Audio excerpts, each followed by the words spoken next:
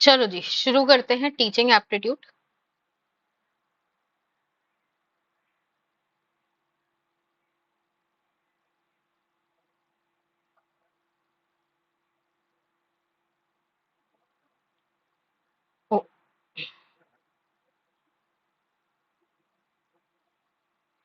तो cooperative learning strategies जो होते हैं, ऐसा होता है कि ना, ऐसा कहा जाता है कि टीचर को ही सिर्फ पढ़ाते नहीं रहना चाहिए। स्टूडेंट्स को ना साथ में मिलके साथ में एकेडमिक गोल्स को पूरा करने के लिए स्टूडेंट को यहाँ पे क्या किया जाता है, student work in small groups to achieve a common academic goal. जिससे एक दूसरे की हेल्प करते हैं, सपोर्ट करते हैं एक दूसरे की। तो यहाँ पे कैरेक्टरिस्टिक्स हैं कुछ कुछ कोऑपरेटिव लर्निंग स्ट्रैटेजी के। ये कुछ इंपॉर्टेंट कैरेक्टरिस्टिक्स हैं जो आपको देखने के लिए मिलते हैं। तो क्या होता है कि आपस में ना पॉजिटिव इंटरडिपेंडेंस होती है। ऐसा नहीं है कि आप लोग ग्रुप में काम कर रहे हैं तो एकदम ही दूसरा आदमी पे बोझ बन जाओ। बोझ नहीं बनना है, पॉजिटिवली एक दूसरे के ऊपर इंटरडिपेंडेंट होकर हम लोग काम करने की कोशिश करते हैं। और इंडिविजुअल अकाउंटेबिलिटी रहती है। ऐसा नहीं होता है कि 5 लोगों का ग्रुप बन गया, ये जो पर्सन है इसी के ऊपर सारा काम डाल दो। ऐसा नहीं है। फेस टू फेस इंटरेक्शन यहाँ पे देखने के लिए मिलता है। ग्रुप प्रोसेसिंग सोशल स्किल है, क्योंकि यहाँ पे आप एक दूसरे से कम्युनिकेट करते हुए चल रहे हो। अच्छा, सबसे पहले कॉर्पोरेटिव लर्निंग स्ट्रैटेजी जो है यहाँ पे हमने डिटेल में इसलिए कवर करना है बिकॉज यहाँ से जो है आपका क्या आ रहा है, यहाँ से आपका प्रोसेस बेस्ड क्वेश्चन आ रहा है। जैसे थिंक पेयर शेयर है तो उसका बताओ प्रोसेस क्या होगा। तो इसलिए इसको ध्यान से सुनना। नाम क्या कह रहा है, थिंक पेयर शेयर। यहाँ पे क्या करना है, पहले स्टूडेंट्स जो होते हैं वो इंडिविजुअली थिंक करते हैं। उसके बाद अपने पार्टनर के संग, देखो थिंक किया तुमने इंडिविजुअली, थिंक किया, पहले तुमने इंडिविजुअली थिंक किया, फिर अपने पार्टनर के संग शेयर किया। ठीक है, सॉरी पार्टनर के संग डिस्कस किया, डिस्कस विद द पार्टनर जो तुम्हारी बगल में है उस पार्टनर के संग तुमने डिस्कस किया। उसके बाद पूरी क्लास के साथ तुमने शेयर कर दिया। तो क्या लिखा है, student think individually, discuss with the partner and then share with the class. तो जैसे आपने पहले इंडिविजुअली सोचा कि पानी की क्यों जरूरत है, वाई इज वाटर एसेंशियल, सोचा। फिर आपने अपने पार्टनर के संग पेयर अप किया, डिस्कस किया एंड उसके बाद पूरी क्लास में शेयर कर दिया। So this is your think pair and share this thing, cooperative learning strategy. फिर आती है जिक्सॉ। जिक्सॉ अगेन बहुत इंपॉर्टेंट है। Each student become an expert on one part of the topic. एक टॉपिक है, मान लो एक टॉपिक हमने लिया क्लाइमेट जोन्स। तो आपने जैसे ए, स्टूडेंट नंबर ए है उसने डेजर्ट के बारे में पढ़ा, स्टूडेंट नंबर बी है उसने टुंड्रा रीजन के बारे में पढ़ा, स्टूडेंट सी ने किसी और के बारे में पढ़ा। ईच स्टूडेंट जो है अपने टॉपिक का एक्सपर्ट बन जाएगा। ठीक है, जैसे एक जिक्सॉ होता है ना पहेली की तरह। ईच स्टूडेंट जो है वो अपने अपना वो पढ़ेगा, अपना अपना पार्ट पढ़ेगा ईच स्टूडेंट। एंड उसके बाद क्या होगा, देखो उसके बाद क्या होता है, उसके बाद हम ना इसको कंबाइन कर देते हैं and then teaches it to their other group. जैसे ये दोनों हैं, इसने पढ़ा है टुंड्रा के बारे में, इसने पढ़ा है डेजर्ट के बारे में। तो ये टुंड्रा के बारे में पढ़ के इसको पढ़ाएगा एंड इसने डेजर्ट के बारे में पढ़ा है, ये टुंड्रा वाले को पढ़ा देगा। तो क्या लिखा है, each student becomes an expert on one part of the topic and teaches it to their group. फिर वो पूरे ग्रुप को पढ़ाते हैं। मानो ये 2 का ग्रुप है तो ये आपस में पूरे को पढ़ाएंगे। अगर 4 का ग्रुप है तो ये चारों जो भी टॉपिक पढ़ा है, ये टुंड्रा वाला इन तीनों को पढ़ाएगा एंड ये डेजर्ट वाला फिर इन तीनों को पढ़ाएगा। अपने पूरे ग्रुप में ये लोग पढ़ाते हुए चलेंगे। फिर आता है आपका robin, round robin. Round robin क्या होता है, this thing round robin, as the name suggest, each group member takes turn. जैसे राउंड रॉबिन ग्रुप घूम रहा है, तो यहाँ पे क्या होगा, ग्रुप मेंबर जो होंगे ना टर्न लेंगे। अच्छा, each group member takes turn giving responses ideas और आंसर ओरली। जैसे यहाँ पे क्या हो रहा है ना, एक तुम लोग सर्कल में बैठे हो, जैसे पूछते ना, बताओ फलों के नाम बताओ। तो जैसे ए ने बोला आम, इसने बोला बनाना, इसने बोला एप्पल, इसने बोला पाइनएप्पल, इसने बोला पपाया, फिर इसने बोला अनाशपाती, फिर इसने फिर से फल बोला ऑरेंज, फिर इसकी टर्न आई, फिर इसकी टर्न आई। ये तो हम गेम की तरह खेलते हैं ना, ये वही गेम है। हाँ ये गेम है। तो ये हम करते हैं round robin. Each group member takes turn giving responses ideas और आंसर ओरली देते हैं। तो वही है list type of energy sources and ये वन बाय वन चलता रहेगा। फिर है numbered heads together. Numbered heads together क्या होता है, students in group number themselves. इन्होंने नंबर बना लिए हैं एक ग्रुप है, जो ये हर स्टूडेंट का नंबर है, 1 2 3 4 5, ऐसे ग्रुप में बच्चों का नंबर है। Teacher ask a question, teacher question पूछता है, ग्रुप डिस्कशन होता है, एंड टीचर फिर नंबर बुलाता है। जैसे आपको क्वेश्चन मिला है, what are the 5 parts of a planet, तो आप लोग आपस में डिस्कस करोगे, ये पूरा ग्रुप है, ये आपस में डिस्कस करेगा। और फिर टीचर ने क्या किया, स्टूडेंट नंबर 3 को बुलाया आंसर करने के लिए, तो स्टूडेंट नंबर 3 जाएगा और आंसर करेगा। फिर से बताओ, नंबर्ड हेड, यहाँ पे नाम से समझ में आ रहा होगा, नंबर्ड हेड। तो यहाँ पे पूरा ग्रुप है, ग्रुप में सबको नंबर डले हुए हैं, नंबर मिले हुए हैं, ये लोग डिस्कस करेंगे टॉपिक, एंड देन टीचर जो है नंबर बुलाएगा, वही नंबर वाला बच्चा आंसर देगा। अब यहाँ पे भी नेम से ही पता चल रहा है, टीम पेयर सोलो। क्या लिखा है, टीम पेयर सोलो। पहले आप टीम में काम करते हो, जैसे मैथ्स की प्रॉब्लम है, आपने टीम में सॉल्व करी, ठीक है, टीम यानी कि 2 से ज्यादा लोग। फिर पेयर का मतलब हो जाता है 2 लोग, या पेयर, पेयर बन जाता है ना। एंड पेयर में सॉल्व करने के बाद फिर तुम अकेले उस प्रॉब्लम को सॉल्व करते हो।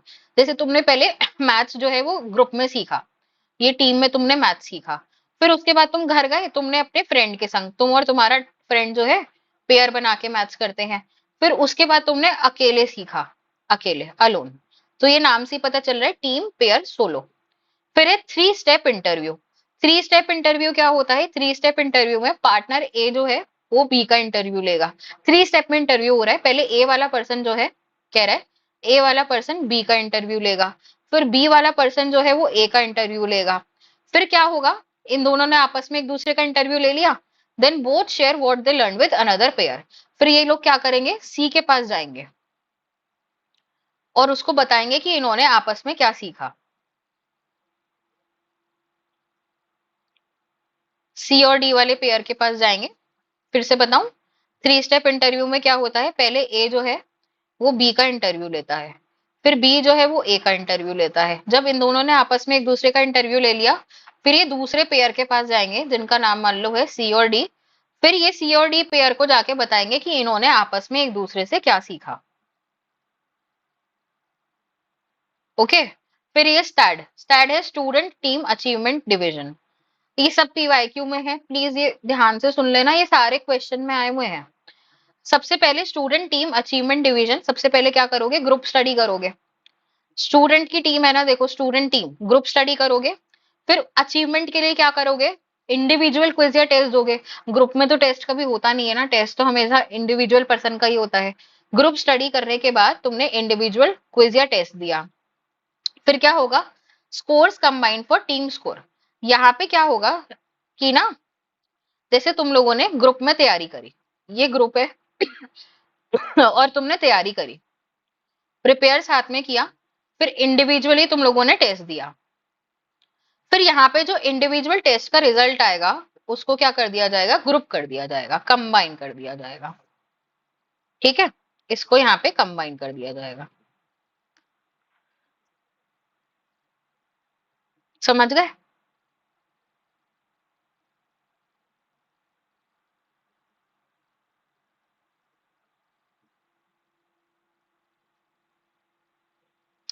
रैली रॉबिन रैली कोच, मैं पता है जल्दी करूंगी ना, हाँ, जल्दी अगर मैंने करी ना तो जब क्वेश्चन आएंगे फिर मुझे वापस यहाँ आना पड़ेगा, अभी एक बार में समझ लो इसीलिए। रैली रॉबिन रैली कोच में क्या होता है, students take turns writing answers और explaining steps to each other.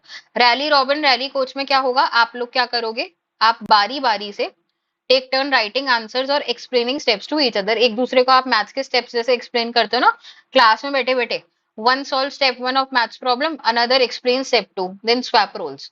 यहाँ पे यही कर रहे हो आप बैठ के। ठीक है।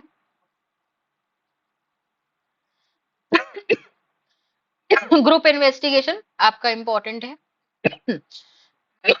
यहाँ पे क्या होता है, स्टूडेंट्स जो होते हैं एक सब टॉपिक चूज करता है, स्टूडेंट चूजेज अ सब टॉपिक, उसके ऊपर रिसर्च करता है, एंड ग्रुप में ही इन जो भी उसकी फाइंडिंग्स आई उसको प्रेजेंट करता है। जैसे टॉपिक है पोल्यूशन, तो ग्रुप में एक इंडिविजुअल ने पकड़ा कि मैं एयर पोल्यूशन करूंगा, एक ने बोला वाटर करूंगा, एक ने बोला नॉइज करूंगा। ये लोग अपनी अपनी रिसर्च करेंगे, एंड देन ये लोग साथ में क्या करेंगे, कंबाइन होके ये लोग प्रेजेंटेशन दे आएंगे। देन ब्रेनस्टॉर्मिंग क्या होता है? ये ब्रेनस्टॉर्मिंग ही है। ब्रेनस्टॉर्मिंग का मतलब होता है सोचना, जैसे न्यू आइडियाज जनरेट होते हैं। कॉर्नर्स, कॉर्नर्स क्या होता है? देखो, student choose a corner of the room based on opinion and answer, then discuss with other in that corner. हाँ, यहाँ पे क्या होगा? एक क्लास है, कॉर्नर में जाके ग्रुप बना लोगे, ये कॉर्नर में खड़े होके डिस्कस करना अपने ग्रुप में, बस यही है। देखो, student chooses a corner of the room based on the opinion answers then discuss with another one in that corner, वही है। फिर आता है आपका inside outside circle. Inside outside circle देखो अनदर पीवाईक्यू में है ये। इनसाइड आउटसाइड सर्कल में क्या होता है? स्टूडेंट्स फॉर्म टू, दो सर्कल बनाते हैं, एक ये और एक ये, इनसाइड और एक outside, and talk with the person across, then rotate and. देखो, जैसे इनर सर्कल आस्क का क्वेश्चन, आउटर वाला आंसर कर रहा है। ये जो इनर सर्कल में लोग बैठे हैं, ये क्वेश्चन पूछ रहे हैं, आस्क कर रहे हैं, और इनका जवाब कौन दे रहा है? वो लोग जवाब दे रहे हैं जो बाहर बैठे हैं। समझ गए? तो कुछ लोग इनसाइड द सर्कल होंगे, कुछ लोग आउटसाइड द सर्कल होंगे। फिश बॉल नहीं है, प्लीज कंपेयर मत करो। देखिए, फिश बॉल नहीं है, देखो फिश बॉल में बताती हूँ। इनसाइड आउटसाइड में ये है, इनसाइड वाले भी आस्क कर रहे हैं एंड आउटसाइड वाले आपका रिस्पॉन्स कर रहे हैं।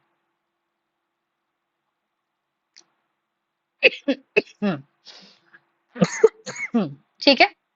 फिर आपका think right pair share.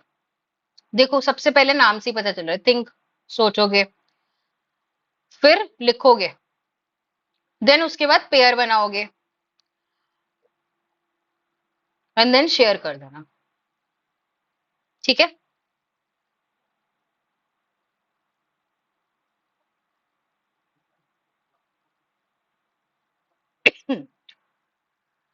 Okay, एक सेकेंड। ओहो।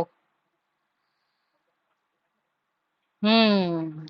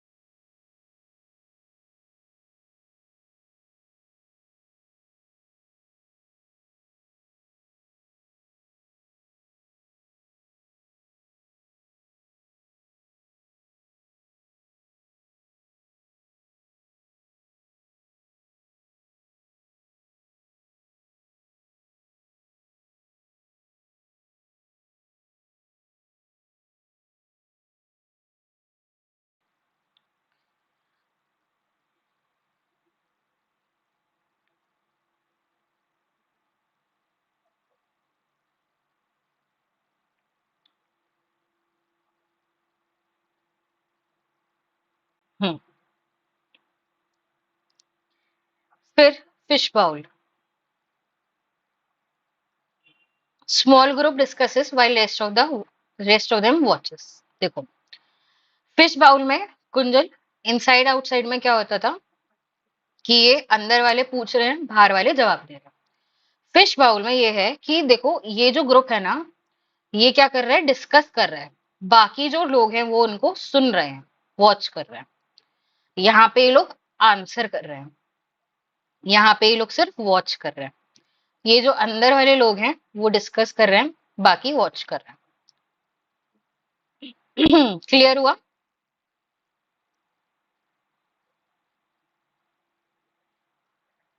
फिश बाउल में ये बाहर वाले लोग ना सिर्फ देखेंगे बैठ के। कुंजल, अभी गलती मत करना वहां पे। अंदर डिस्कस करेंगे, बाहर देखेंगे एंड देन स्वैप कर लेंगे, मतलब स्विच कर लेंगे, दैट्स इट।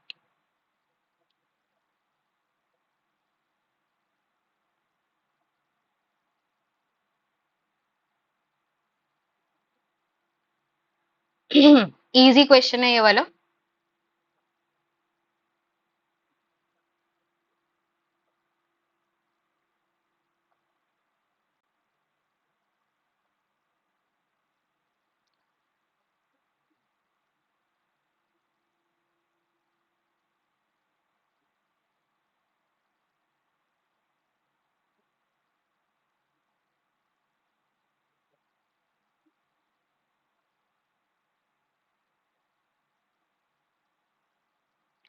अच्छा, learners diversity, poor classroom ventilation, digital inequality.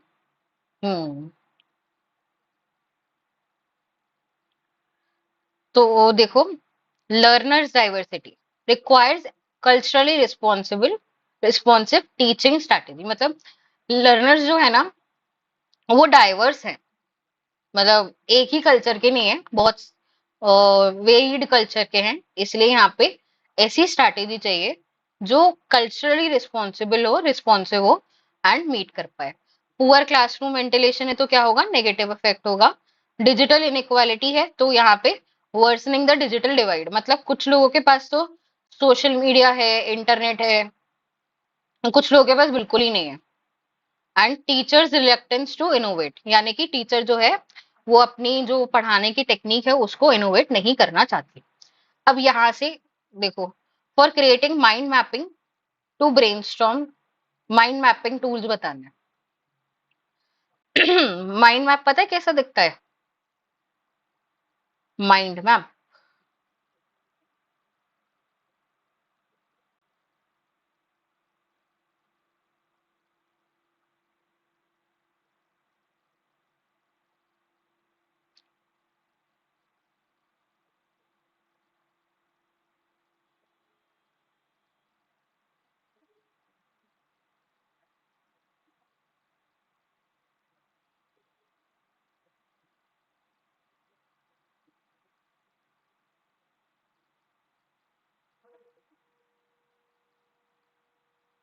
ऐसा सा कंसेप्ट लिखोगे, ये तो ऐसे ही बना दिया है। तो माइंड मैपिंग टूल्स यहाँ पे देखो, माइंड मिस्टर, मिडोमो, गूगल मिरो एंड पॉपुलेट, ये सारे हैं। और देखो, माइंड मैपिंग टूल्स और कौन से हैं? माइंड मैपिंग के ये टूल्स हैं। X mind, professional mind map, easy export PDF यहाँ पे हो जाता है। माइंड मिस्टर हो जाएगा। Google free mind, lucid chart, Canva. Canva देखो माइंड मैपिंग में आएगा, ध्यान देना। कैनवा माइंड मैपिंग में आएगा।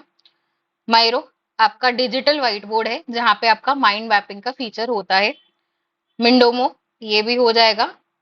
एड्रो माइंड जो कि पहले माइंड मास्टर हुआ करता था, वो भी है। Simple mind.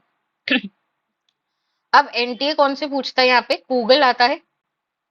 और यही सेम ऑप्शंस रिपीट होते हैं, सेम रिपीट होते हैं। ठीक है, माइंड मैपिंग में यही सेम आते हैं। हाँ, ये सारे माइंड मैपिंग वाले हैं। ठीक है। अब ये देखो, विच type of interference refers to the difficulty in retrieving material due to interference of previous material। जो ही वो क्लास आज रात को 10 बजे है। पेपर 2 की आप बात कर रहे हो ना?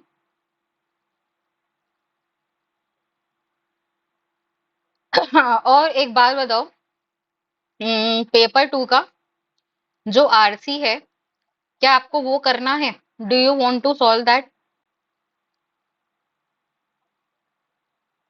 पेपर 2 का आरसी,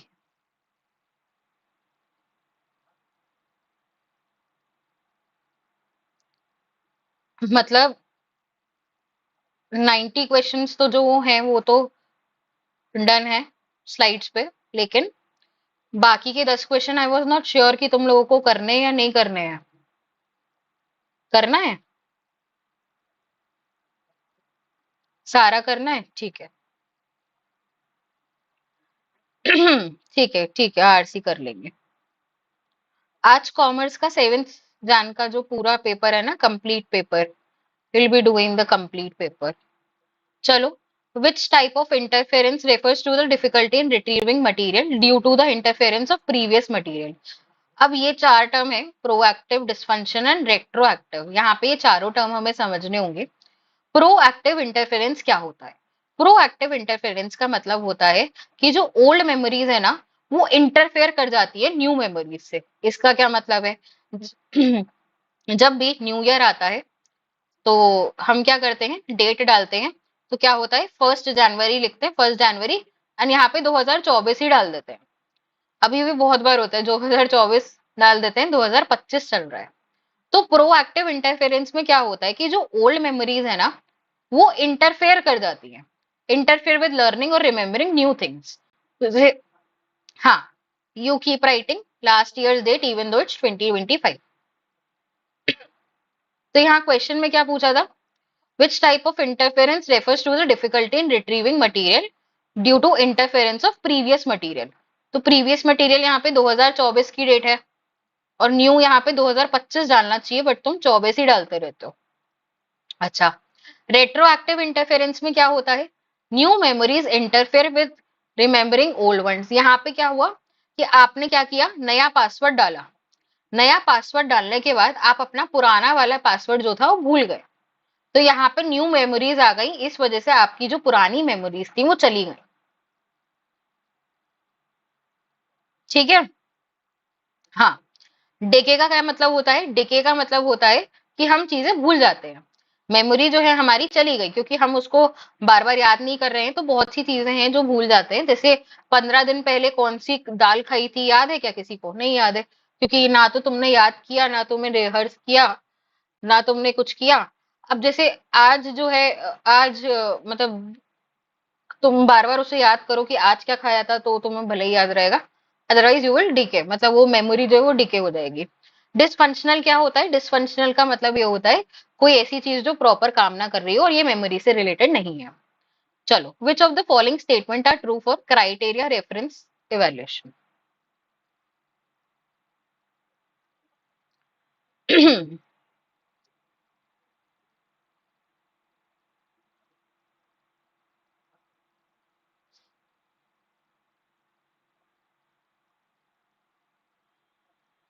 हाँ, वो क्लास आपकी 10 बजे से है। बीच में ब्रेक मिल ही जाएगा, 8:30 तक तो मैक्सिमम ये एंड हो ही जाएगा, 6 बज रहे हैं ना, तो 8:15 तक चलो एंड कर देंगे, या और जल्दी जल्दी हम कर लें तो 8 बजे एंड कर देंगे, मुझे कोई प्रॉब्लम नहीं है, बस LR तक कंप्लीट हो जाए।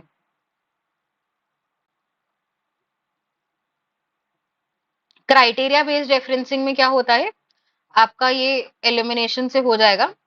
It supports formative and diagnostic evaluation को सपोर्ट करता है ये, to know individual performance in a well defined learning task, ठीक है। Typically focuses on a more specific domain of examinee behaviour, ये भी ठीक है। डी कहता है to know the relative position rank, ये किसका है बताना, ये स्टेटमेंट किससे रिलेट करता है, रिलेटिव पोजीशन या रैंक ऑफ द स्टूडेंट, ये किससे रिलेट करता है, नॉर्मेटिव से।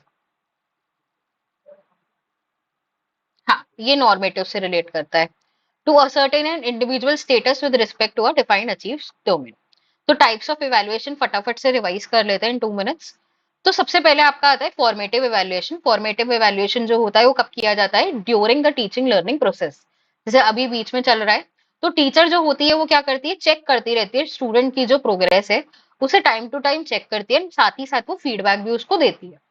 जैसे एग्जाम्पल हो गया, वीकली क्लास टेस्ट हो गए, क्विजेस हो गए, असाइनमेंट जैसे साइन करके देते हैं ना, तो वो फीडबैक दे दिया। सो ये आपका हो जाता है फॉर्मेटिव इवैल्यूएशन का हिस्सा। फिर होता है आपका समेटिव इवैल्यूएशन। समेटिव इवैल्यूएशन जो होता है वो कब होता है, आफ्टर इंस्ट्रक्शन इज कंप्लीटेड। ये देखो सारे मैंने कीवर्ड्स ही लिखे हैं, आपका जब भी एग्जाम हुआ है ना, कीवर्ड्स यही आए हैं, इन कीवर्ड्स को ध्यान रख लेना। समेटिव एग्जामिनेशन इवैल्यूएशन कब किया जाता है, जब आपका इंस्ट्रक्शन मतलब पढ़ाने का जो भी कोर्स है पूरा हो जाता है, just like your final exam या टर्म एग्जामिनेशन जो होते हैं, these are your summative evaluation.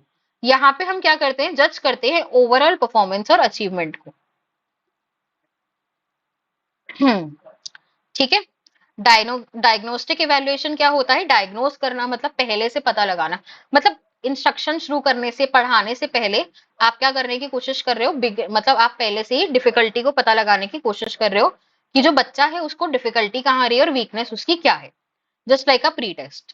Placement evaluation क्या होता है, प्लेसमेंट इवैल्यूएशन कोर्स या प्रोग्राम स्टार्ट करने से पहले किया जाता है, जिससे हम बच्चे को सही जगह पे प्लेस कर पाए उसकी नॉलेज के हिसाब से, to place student in the right level और group based on the prior knowledge उसकी जो है।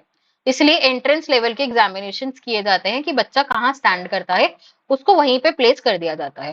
फिर आता है आपका नॉर्म रेफरेंस इवेल्युएशन। यहाँ पे क्या किया जाता है, नॉर्म मतलब रैंक के अनुसार, जैसे आपका यूजीसी नेट में जो है परसेंटाइल में रिजल्ट आता है, तो परसेंटाइल का मतलब ये होता है कि जो टॉप बच्चा है जिसने सबसे हाईएस्ट स्कोर करें उसको 100 परसेंटाइल दे दिया जाता है।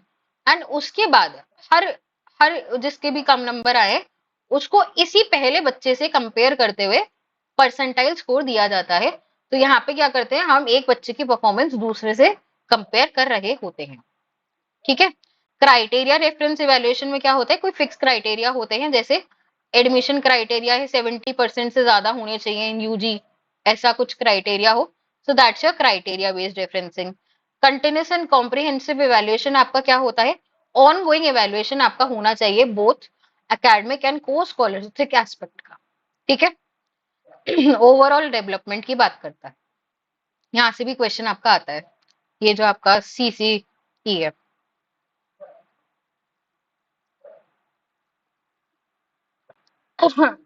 समेटिव फॉर जजमेंट, हाँ। ठीक है। एडवांटेज बताने देख रहे हो, बहुत बेसिक क्वेश्चंस हैं ये। This is from commerce.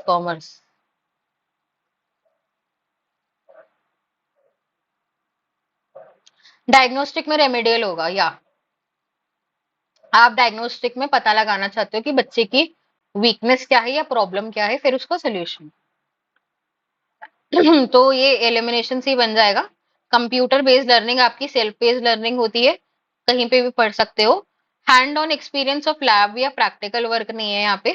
Flexibility to join है, कभी भी कहीं भी पढ़ सकते हो। चलो, the loss of information in memory through it's non use is called what. अभी हमने पढ़ा है वही है ये।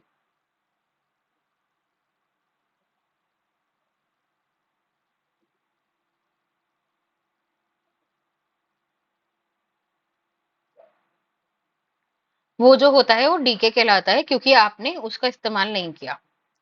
15 दिन पहले क्या खाया था नहीं पता। विच of the following is correct in context of authoritative classroom management style.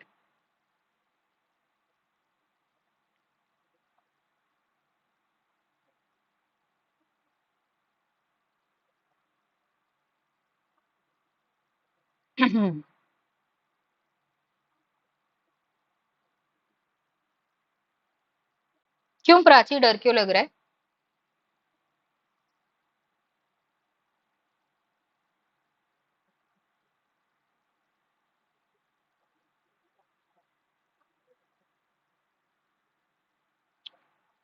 Okay.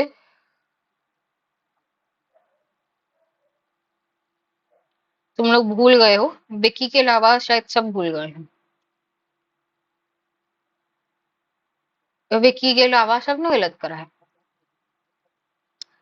चलो इसको रिवाइज कर लो, ये चार होते हैं।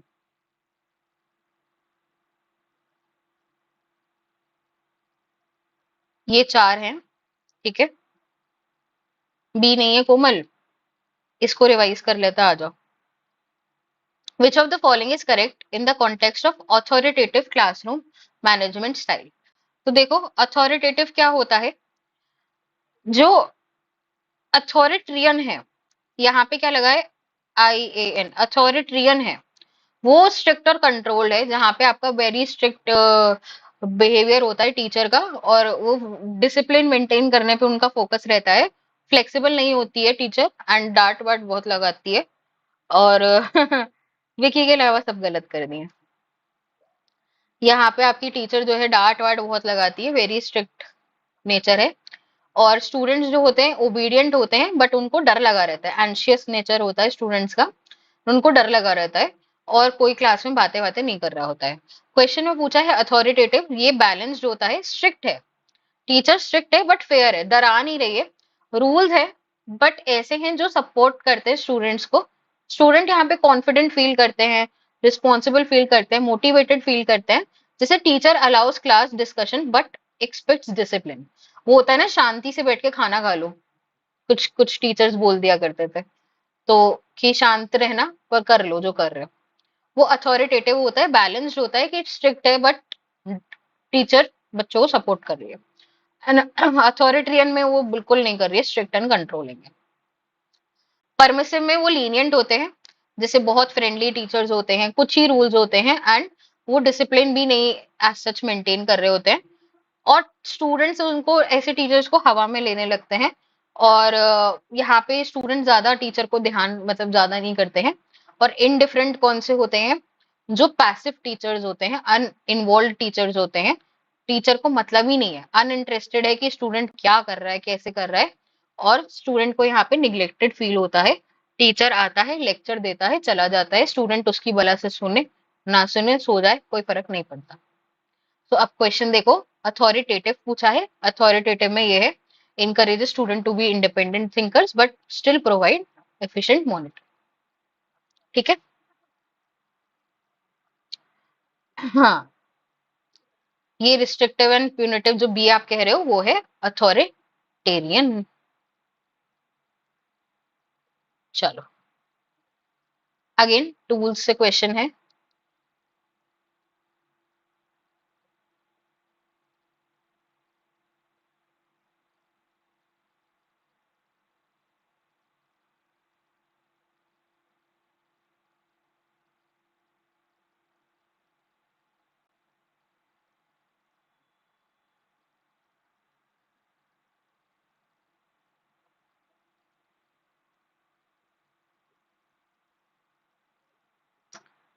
चलो जी, यहाँ पे ध्यान देना। ट्रेलो जो है, ट्रेलो क्या होता है? Project management and task tracking का एक टूल है, जहाँ पे अगर आपके कुछ प्रोजेक्ट्स होते हैं तो आप उसको मैनेज कर सकते हो। एंड कितना टास्क आपका हो गया ना, जैसे आपको एक प्रोजेक्ट कंप्लीट करना है, आप उसको मैनेज कर सकते हो। नहीं, आपको बता भी देता है कि आपका इतना टास्क हो गया है, इतना रह गया है। तो टास्क ट्रैकिंग में भी ये हेल्प करता है। एंड माइंड, ये माइंड वाला तो इससे मैच हो जाएगा, क्रिएटिंग माइंड मैप यहीं से बन गया होगा। एंड कोलैबोरेटिव टू ब्रेनस्टॉर्म वाला। एड पजल जो होता है वो क्या होता है? Fun interactive research based simulation है। तो ये पजल की तरह है, पजल की तरह आप इसको खेलते हैं, फन है, इंटरेक्टिव है। एंड यहाँ पे आप कर सकते हैं। फिर उसके बाद मैंने गलत बता दिया। अच्छा, एड पजल जो है वो क्या होता है? Interactive video content creation for assessment. Puzzle यहाँ पे असेसमेंट के लिए किया जाता है। Then we have PhET. PhET क्या होता है? Online science and math simulator. ठीक है, ये आगे भी आया हुआ है, this particular thing, this particular tool आगे भी आया हुआ है, पीएचईटी वाला। हम्म। तो इसका अगर हम फुल फॉर्म देखें तो फुल फॉर्म इसका हो जाता है फिजिक्स एजुकेशन टेक्नोलॉजी। ठीक है, तो ये online science and math stimulator है। ट्रेलो आपका है task tracking, project collaboration. And यहाँ पे आप ये करते हैं। एंड माइंड वेस्टर आपका माइंड मैपिंग एंड ब्रेनस्टॉर्मिंग के लिए है। एड पजल आपका है, क्विजेस का आप खेल सकते हैं, क्विजेस के लिए आपका एड पजल होता है। Then you have Padlet. Padlet Kahoot, important, very important, Padlet और काहूत। क्या कोई बताएगा पैडलेट और काहूत क्या होते हैं? पैडलेट जो है वो डिजिटल बुलेटिन बोर्ड है। डिजिटल बुलेटिन बोर्ड है, बुलेटिन बोर्ड की तरह है, जहां पे आप ग्रुप वर्क कर सकते हैं और उसको शेयर कर सकते हैं आपस में। ठीक है, डिजिटल बुलेटिन बोर्ड अगर लिखा है तो वो पैडलेट है। एंड काहूत क्या होता है? Game based quizzes and polls होते हैं यहाँ पे। आप गेम की तरह क्विजेज एंड पोल्स को यहाँ पे अटेम्प्ट कर सकते हैं। Google jam board, interactive digital white board, ये होता है। कैनवा, कैनवा क्या होता है? प्रेजेंटेशंस बनाने के लिए, पोस्टर्स बनाने के लिए इस्तेमाल होता है। क्विजेस, क्विजेस आपका क्विजेस एंड होमवर्क के लिए है। और नियर पॉड, नियर पॉड आपका interactive lesson, polls and quizzes यहाँ पे मिल जाएंगे। ओके। सो सो क्रिएटिव आपका है इंस्टेंट फीडबैक या फॉर्मेटिव असेसमेंट्स अगर आपको लेने हैं। मेंटीमीटर हम कर चुके हैं। गूगल क्लासरूम आप लोग जानते ही होंगे। असाइनमेंट्स यहाँ पे सबमिट होते हैं, फीडबैक एंड कम्युनिकेशन यहाँ पे पॉसिबल है। अब कैनवा और कैनवस में डिफरेंस है। कैनवा जो है ना, एक ग्राफिकल टूल है, जो आपने देखा होगा कैनवा का ऐप जो है, वो विजुअल कंटेंट बनाने के लिए, जैसे पीपीटी, वर्कशीट्स वगैरह। लेकिन ये कैनवास जो है ना, वो क्या होता है? एलएमएस होता है। एलएमएस यानी कि लर्निंग मैनेजमेंट सिस्टम। जो एलएमएस क्या होता है? Online courses, assignment, grades and communication आप इसके थ्रू मैनेज कर सकते हैं। हाँ, जितना भी लिखा है ना ये याद कर लो, तुम्हारे सारे क्वेश्चन बन जाएंगे, मेरी गारंटी ले रहे हो तुम। तो कैनवास में क्या होता है, online courses, assignment, grades and communication आप कर सकते हैं। टीचर, स्कूल, यूनिवर्सिटीज इसका इस्तेमाल करते हैं। कैनवास होता है एलएमएस। ये क्वेश्चन आ चुका है, कैनवास एलएमएस है, कैनवा नहीं है। कैनवा तो दूसरा ग्राफिकल डिजाइनिंग टूल है। एलएमएस क्या होता है, एलएमएस देखो एक ऐसा सॉफ्टवेयर होता है जो टीचर्स को हेल्प करता है create, manage, deliver and learning content online देने में एक ही जगह पर। अब एलएमएस कौन से टाइप के होते हैं, ये बहुत इंपॉर्टेंट है, यहाँ से क्वेश्चन आता है। Types of LMS, very very important, star बना लो। आपका मूडल, मूडल जो है ओपन सोर्स सॉफ्टवेयर है, सबसे पहली बात ओपन सोर्स है। एंड ये आपका एक टाइप ऑफ एलएमएस है। यहाँ पे आप क्या कर सकते हो, free customisable quizzes and grading आप यहाँ से कर सकते हो। गूगल क्लासरूम आपका एलएमएस का हिस्सा बनेगा, ध्यान रखना। एंड यहाँ पे देखो क्या होता है, गूगल क्लासरूम में आप जानते हो गूगल ड्राइव के थ्रू आप इंटीग्रेट करके इसको असाइनमेंट सबमिट कर सकते हो, कमेंट्स आप दे सकते हैं, टीचर यहाँ पे कम्युनिकेट कर सकते हैं बच्चों से। फिर आपका कैनवास, कैनवास भी आपका एलएमएस का टाइप है। ये भी आपको पता है ग्रेड बुक एंड असेसमेंट के लिए काम आता है। Blackboard is also LMS. Edmodo, Edmodo आपका आ चुका है एग्जाम में। एडमोडो इज ऑल्सो एलएमएस, जो जिसका फेसबुक की तरह ही लेआउट है एंड टीचर स्टूडेंट इंटरेक्शन यहाँ पे कर सकते हैं। ठीक है, K-12 स्टूडेंट्स के लिए अच्छा है। स्कूलॉजी, ठीक है, टैलेंट एलएमएस एंड डोसेबो, ये आपके हैं एलएमएस। चलो क्वेश्चन करो।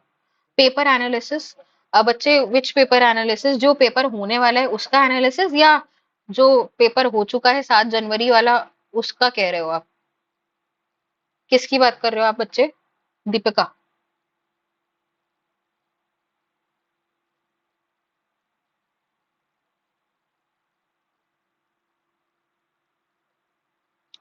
जो होगा, हाँ हाँ उसका एनालिसिस तो हम करेंगे। वो तो 27 को हो जाए उसके बाद करेंगे। तुम ही लोग हो जो मेरे पास आओगे, सबसे पहले तुम ही लोग बताना कैसा पेपर हुआ, फिर हम एनालिसिस कर लेंगे। और शाम को 27 तारीख को रात को ना एक सेशन रख लेंगे बात करने के लिए। आई नो तुम लोग बहुत मेहनत कर रहे हो, रात को अच्छा लगेगा बात करके सो जाना।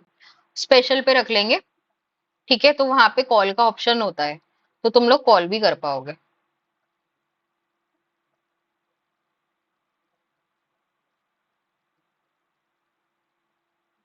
हाँ, मन की बात, क्योंकि बहुत पढ़ाई कर रहे हैं यार अपन लोग। आज तुम मेरे संग अप्रोक्सीमेटली 10 घंटे हो, ठीक है, कल तुम मेरे साथ 8 घंटे रहने वाले हो, परसों तुम मेरे संग 2 घंटे मैथ्स करने वाले हो, उसके बाद शाम को एक आखिरी बात सुन के जाने वाले हो। तो तुम लोग मेरे साथ रहोगे तो मेरे पास ही तो आओगे। बात मोटिव ये नहीं है कि जिनका पेपर अच्छा होगा उनके लिए भी आई एम देयर, बट जिनका खराब होगा उनके लिए मैं पास रहना चाहती हूँ ज्यादा। A classroom in which students from different cultural background cooperate by doing different parts of a project to reach a common goal। तो यहाँ जिक्सॉ होता है, जिक्सॉ में क्या होता है, एक जिक्सॉ पजल की तरह क्या होता है, ये बच्चा ये काम करता है, ये करता है, ये करता है, देन आपस में ये लोग एक दूसरे को सिखा देते हैं। ठीक है, समझ गए? इससे फायदा ये है, कल्चरल डिफरेंट बैकग्राउंड है ना, ये अपने कल्चर के बारे में इन तीनों को सिखा देगा। सोफिया समझना, ये चार हैं मान लो बच्चे, ये मान लो एक है नॉर्थ का, एक है साउथ का, एक है ईस्ट और एक है waste.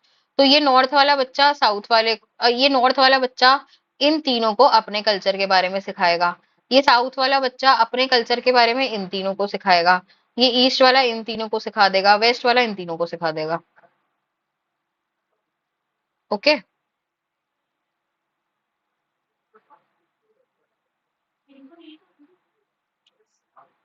Okay,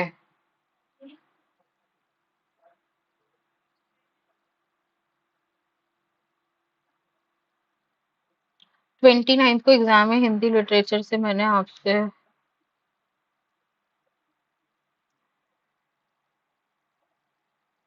O, Deepika, okay. Which among the following cannot be associated with skill, practice, learning, proficiency, incapacity? Incapacity जो है वो स्किल से रिलेटेड नहीं है। और दूसरी बात ये है, मुझे एक बात बताओ कि पता है, अगर इस बार जेआरएफ नहीं भी होता है ना किसी का, so take that thing positively. How do I say that positively? तुम्हें खुद पता होगा कि क्या मैं अभी उस लेवल पे हूँ, मेरी नॉलेज का इतनी वर्थ है अभी कि मैं ये जेआरएफ का टाइटल या टैग डिजर्व करती हूँ? क्या मैं किसी दूसरे की एजुकेटर होना अभी डिजर्व करती हूँ या करता हूँ? तुम्हें ज्यादा बेटर पता होगा अपने बारे में। अगर तुम बोलते हो हाँ, तो तुम्हें तो वैसे ही नहीं डरना चाहिए, और अगर हल्की घबराहट होती है तो वो तो नॉर्मल है। लेकिन एक बात बताओ, अगर सिलेबस पूरा नहीं है, हमको लगता है कि हमको 20 में से 5 सब्जेक्ट नहीं आते हैं, तो मुझे बताओ क्या अभी आप उस लायक हो? अभी आप उसके वर्थ हो? बोलोगे नहीं। तो आपको अपनी वर्थ खुद क्रिएट करनी होगी, ये अपने आप खुद क्रिएट करना होगा, अपनी मेहनत करनी होगी। इस बार नहीं होता है तो कोई बात नहीं, दिसंबर में हो जाएगा यार। मैंने मेरा कौन सा फर्स्ट अटेम्प्ट में हुआ, नहीं हुआ तो नहीं हुआ। अपनी वर्थ आपको इंसान को खुद क्रिएट करनी पड़ती है। और इट्स ओके, डिसअपॉइंटमेंट से क्या होगा मुझे बताओ? कुछ नहीं होगा। आज तुम लोग मेरे साथ बैठे हो, इसीलिए बैठे हो नॉलेज की वजह से। क्या वो नॉलेज मेरे पास हमेशा से थी? नहीं थी। क्रिएट की है, पढ़ पढ़ के क्रिएट की है। तो नहीं होगा तो कोई बात नहीं, भगवान पे विश्वास रखो, कुछ अच्छा होगा। यार मैं तो हमेशा कहती हूँ, दिसंबर में मेरा हो गया होता तो तुम्हें, तुम लिटरली, मैं तुम्हें बता रही हूँ, मैं तुम्हारे सामने आज होती ही नहीं। भगवान जो करता है वो अच्छा करता है। दिसंबर में क्लियर हो चुका होता ना, लिटरली आई एम सेइंग, मैं कहीं पे पीएचडी कर रही होती। बट नहीं हुआ, सितंबर में हुआ। So I am here in front of you, so take that thing positively, कि अगर नहीं हो पाया है कोई बात नहीं, नेक्स्ट बार कर लेंगे, हो जाएगा। बट अपना बेस्ट दिया करो हमेशा। पता है तुम लोगों को क्यों टेंशन लेने की जरूरत नहीं है? टेंशन लेने की जरूरत इसलिए नहीं है because you are giving your best. जब आप बेस्ट नहीं देते हो और तब ये सब बोलते हो, तब रिग्रेट होना चाहिए। ऑप्शन नंबर, हाँ, 1, मैस्लो की थ्योरी है। सबसे पहले आता है फिजियोलॉजिकल थी, फिजियोलॉजिकल नीड्स, फिर आता है आपका safety, then your social needs, your esteem and self actualisation. Easy है, आगे बढ़ जाओ। तो बस उस पे ध्यान दो।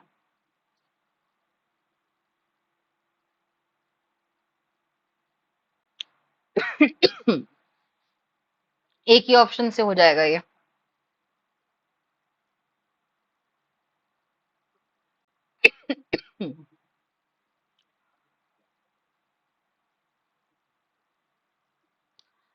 तो आपके जो टीचिंग एड्स हैं वो हो जाते हैं मेकिंग टीचिंग लर्निंग इंटरेस्टिंग, मतलब जो लर्निंग है उसको इंटरेस्टिंग बनाने के लिए various teaching ads and tools का इस्तेमाल किया जाता है। चॉक ब्लैक बोर्ड क्या हो जाएगा? नॉन प्रोजेक्टिव एड है, यहाँ पे कुछ प्रोजेक्टर वगैरह की जरूरत नहीं है। ओवरहेड प्रोजेक्टर, आपका प्रोजेक्टर यहाँ पे है। एंड मूक्स जो होते हैं मैसिव ओपन ऑनलाइन कोर्सेज, ये जो होते हैं।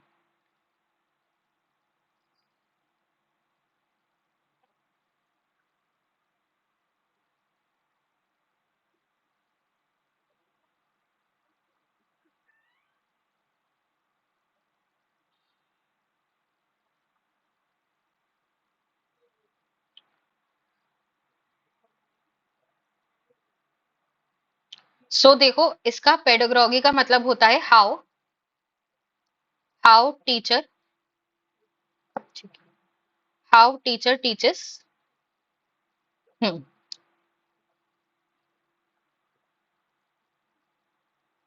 इन theory as well as practice, as well as in practical, as well as in practical. मतलब थ्योरेटिकल चीजें तो ठीक है, टीचर को आनी चाहिए पढ़ानी, लेकिन प्रैक्टिकल लाइफ की नॉलेज कैसे देते हैं एंड थ्योरेटिकल नॉलेज कैसे देते हैं, वो आ जाता है यहाँ पे टीचिंग लर्निंग प्रोसेस में।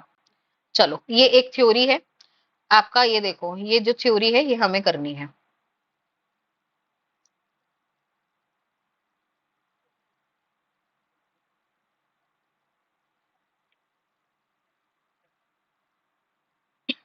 हाँ, आर्ट एंड साइंस ऑफ। अच्छा, क्या कोई मुझे बता सकता है बीएफ स्किनर की थ्योरी कौन सी है?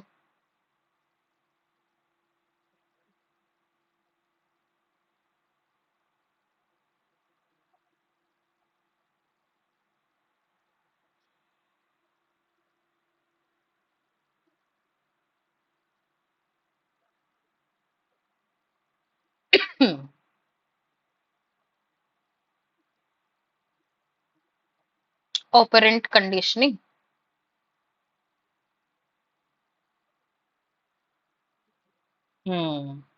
जिसमें आपकी चार चीजें हुआ करती थी। Positive reinforcement, negative reinforcement, positive punishment and negative punishment, वो वाली। लेकिन ये जो थ्योरी है वो अलग है। ये है 10 कैटेगरी सिस्टम। 10 कैटेगरी सिस्टम क्या है? ये थ्योरी किसी ने पढ़ी है क्या आज तक? पहले मुझे बताओ, क्या किसी ने ये थ्योरी पढ़ी है?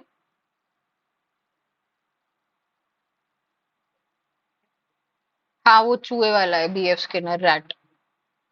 किसी ने इस थ्योरी को पढ़ा है? तो ये डी वाले क्या कैसे जवाब दे रहे हैं फिर? तुक्का लगा रहे हो? याद नहीं है? चलो एक बार इसको अच्छे से समझ लो, आ सकती है एग्जाम में। और आपने पढ़ी भी नहीं है, मतलब बीएफ स्किनर और ये सब तो आप जानते हो, बीएफ स्किनर की थ्योरी को ये पढ़ लो। नेड ए फ्लैंडर्स की थ्योरी है, the 10 category system that attempts to measure all the verbal interaction in the classroom was. देखो सुनो, ये जो फ्लैंडर था ना, इसकी जो थ्योरी है, इसका अनदर तरीके से नेम आ सकता है ये, FIACS। इसका फुल फॉर्म है Flanders interaction analysis category system. तो ये जो थ्योरी है, ये क्या कहती है, is a way to study how teachers and student talk to each other in classroom. मतलब एक क्लासरूम में टीचर और स्टूडेंट कैसे बातें करते हैं, वो ये थ्योरी स्टडी करना चाहती है। एक टीचर और स्टूडेंट कैसे इंटरेक्ट करेंगे, this is what we want to study in this theory. तो ये जानना चाहते हैं कि कौन ज्यादा बात करता है, टीचर बात करता है या स्टूडेंट बात करता है, कैसी बातें हो रही हैं। क्या मतलब टीचर इनकरेज करता है या क्रिटिसाइज करता है, या वन वे कम्युनिकेशन है या टू वे कम्युनिकेशन है। बेसिकली मैं ये देखना चाहती हूँ, ये स्टडी है ये, कि टीचर और स्टूडेंट्स आपस में बात कैसे करते हैं एक क्लासरूम में। इसका मेन मोटिव ये है to make teaching more interactive and student centred. ये थ्योरी ये कहना चाहती है कि जो टीचिंग है ना, ये इंपॉर्टेंट है। पॉइंट्स आ सकते हैं यही, कि इसका मेन मोटिव क्या है, कि ये टीचिंग को ज्यादा इंटरेक्टिव बनाना, स्टूडेंट सेंटर्ड बनाना। इसका मेन पॉइंट है, जस्ट लेक्चर सेंटर्ड तक फोकस मत रहो। ओके। अब यहाँ पे इन्होंने क्या बोला है, क्वेश्चन में उन्होंने क्या दिया है, 10 कैटेगरी सिस्टम। तो हम यहाँ पे देखने वाले कौन सी 10 कैटेगरीज उन्होंने दी हैं। तो क्या होता है, जब टीचर बात करता है तो टीचर कैसी बातें करता है। टीचर जब बच्चे से बात करता है, किसी भी स्टूडेंट से बात करता है, तो उससे इस तरीके की बातें करता है कि वो उसकी फीलिंग्स को एक्सेप्ट करता है। I understand you are nervous about the test. जब मैंने तुमसे बोला मैं समझ रही हूँ तुमको नर्वस फील हो रहा है। प्रेज करते हैं या इनकरेज करते हैं कि देखो बहुत अच्छा कर रहे हो तुम लोग, ऐसे ही करते रहो, बहुत मेहनत कर रहे हो तुम लोग। और क्या करते हैं, एक्सेप्ट करता है अपने स्टूडेंट्स के आइडियाज को, समझता है कि वो लोग क्या कहना चाहते हैं और उनको भी इम्प्लीमेंट करने की कोशिश करता है। जैसे मैंने तुमसे पूछा कि तुम मुझे बताओ तुम्हें क्या चाहिए, तो हम ये भी करने की कोशिश करते हैं। फिर टीचर जो होता है वो स्टूडेंट से क्वेश्चंस भी पूछता है कि तुम्हें क्या लगता है कि आगे क्या होना चाहिए, या तुम्हें क्या लगता है कि क्या सही रहेगा, ऐसे। फिर उनको लेक्चर देता है, स्टूडेंट को समझाता है, पढ़ाता है, कि जब जैसे अभी मैं तुम्हें पढ़ा रही हूँ, तो मैं तुमको लेक्चरिंग कर रही हूँ, मैं तुम्हें पढ़ा रही हूँ कोई कंसेप्ट। उनको डायरेक्शन भी देता है कि तुम्हें ना, तो ये वाला पेज खोल लेना चाहिए, ये वाला पेज खोल लेना चाहिए, या ये वाला या ये काम कर लो, ऐसे कर लो, डायरेक्शंस भी देता है। और उनको क्रिटिसाइज भी करता है या जस्टिफाई भी करता है, कि मतलब क्रिटिसाइज करना कि तुमको ये काम पहले से करके रखना चाहिए था, या तुम इसको ऐसे कर सकते हो, इम्प्रूवमेंट के लिए भी बता सकता है। अच्छा, जो आपके स्टूडेंट्स होते हैं वो क्या करते हैं, स्टूडेंट्स जो होते हैं वो रिस्पॉन्ड करते हैं। तुम लोग रिस्पॉन्ड करते हो ना टीचर के जो क्वेश्चंस है, उनको आंसर करते हो। या फिर क्या करते हो, स्टूडेंट इनिशिएट करते हैं। इनिशिएट करने का मतलब ये है कि या तो वो कोई क्वेश्चन पूछेंगे या फिर अपना कोई आइडिया शेयर कर देंगे, जब उनसे पूछा ना गया हो तो खुद अपना कॉन्वर्सेशन इनिशिएट करके भी आइडिया जनरेट कर सकते हैं। अच्छा, 10th स्टेप जो इसका है वो है साइलेंस या कंफ्यूजन। साइलेंस या कंफ्यूजन है जैसे ऑकवर्ड साइलेंस हो गया, अनश्योर मोमेंट, या misunderstanding between the teacher and the student. तो हमारी क्लास में ऐसा कभी नहीं होता है, ऑकवर्ड साइलेंसेस नहीं होते हमारी क्लास में, अनश्योर मोमेंट्स भी नहीं होते, और मिसअंडरस्टैंडिंग भी नहीं होती। ये नहीं होती है, इसका मतलब ये है कि हमारा जो क्लासरूम कम्युनिकेशन है वो हेल्दी है, वो इफेक्टिव एफिशिएंट है, और सही चल रहा है। इसलिए यहाँ पे 10th वाली चीज नहीं हो रही है। ठीक है। तो यहाँ पे ये पता चल जाता है कि टीचिंग जो है मोर इंटरेक्टिव होनी चाहिए और स्टूडेंट सेंटर्ड होती है। चलो। Which of the following steps for the inference method? Inference method of learning से क्या समझते हो? इन्फ्रेंस, इन्फ्रेंस ड्रॉ करना।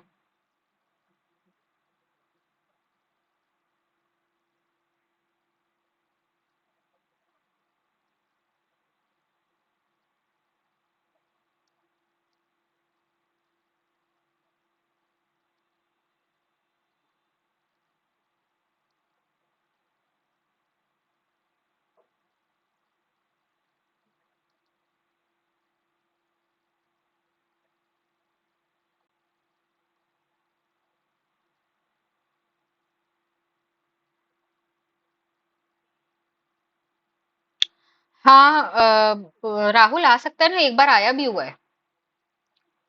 तो सबसे पहले देखो, इन्फ्रेंस मेथड का मतलब होता है conclusion is based on evidence and reasoning.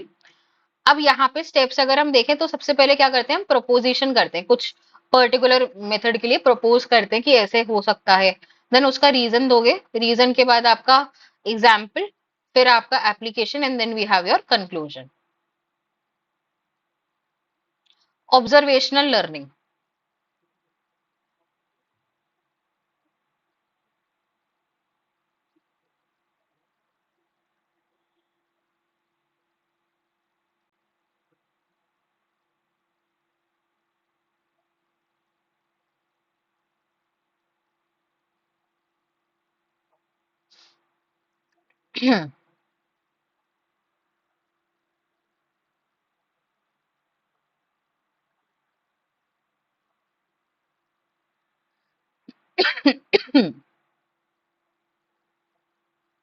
Again गलत हो रहा है। चलो, ऑब्जर्वेशनल लर्निंग थ्योरी है। एल्बर्ट बेंड्योरा की थ्योरी है ये। सोशल लर्निंग थ्योरी दी है ना उन्होंने, उसी का ही पार्ट है observational learning. Observational learning means learning by watching others, दूसरों को ऑब्जर्व करके हम सीख रहे हैं। Also called modelling. मॉडलिंग भी आ सकता है मैचिंग में, कि मॉडलिंग क्या होता है, जब हम दूसरों को सीख करके, देख करके सीख रहे होते हैं। Observational learning means learning by watching others. This theory was developed by Albert Bandura as a part of his social learning theory. ठीक है। क्या होता है, सबसे पहले आप अटेंशन देते हो। अटेंशन, ये थ्योरी पहले भी आ चुकी है, बिकॉज ये मैंने भी मतलब देखा है, इसके क्वेश्चन आ चुके हैं पहले भी। सबसे पहले क्या करते हो आप, अटेंशन, अटेंशन देते हो। You must notice the models behaviour clearly. मतलब यहाँ पे जैसे एक चाइल्ड है, a child watches how a teacher solves a maths problem. Child को पहले अटेंशन गया कि कोई टीचर कैसे सॉल्व कर रहा है, फिर वो रिटेन करता है, रिटेंशन रखता है कि टीचर ने कैसे किया था, टीचर ने कैसे किया था उसको याद रखता है कि टीचर ने कैसे किया था। फिर प्रोडक्शन या रिप्रोडक्शन आता है। टीचर, वो जो बच्चा होता है, वो बच्चा जो है वो सिमिलर तरीके से उस पर्टिकुलर प्रॉब्लम को सॉल्व करने की कोशिश अपने आप से करता है। You must be able to reproduce the behaviour. And then motivation, motivation में means you must have a reason और डिजायर टू डू इट, कि जो बच्चा है वो क्यों कर रहा है, वो जो मैथ्स का क्वेश्चन है वो उसको मॉडलिंग क्यों कर रहा है, क्योंकि उसको मोटिवेशन है, वो टीचर को इम्प्रेस करना चाहता है, दैट्स व्हाई ही और शी इज डूइंग दैट। तो यहाँ पे आपका अडेप्शन जो है ना, वो इसका एलिमेंट नहीं बनेगा। ये चार एलिमेंट है। ठीक है, these four elements are there. Is it clear? Again ये आपको अब इजीली आ जाएगा, इजी।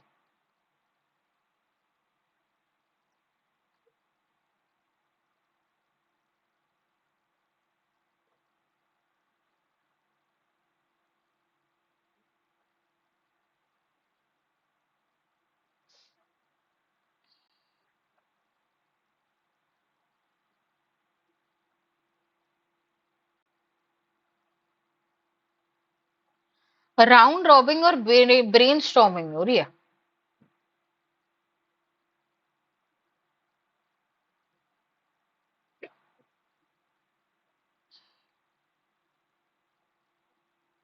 एक ही ऑप्शन से बन जाएगा ये।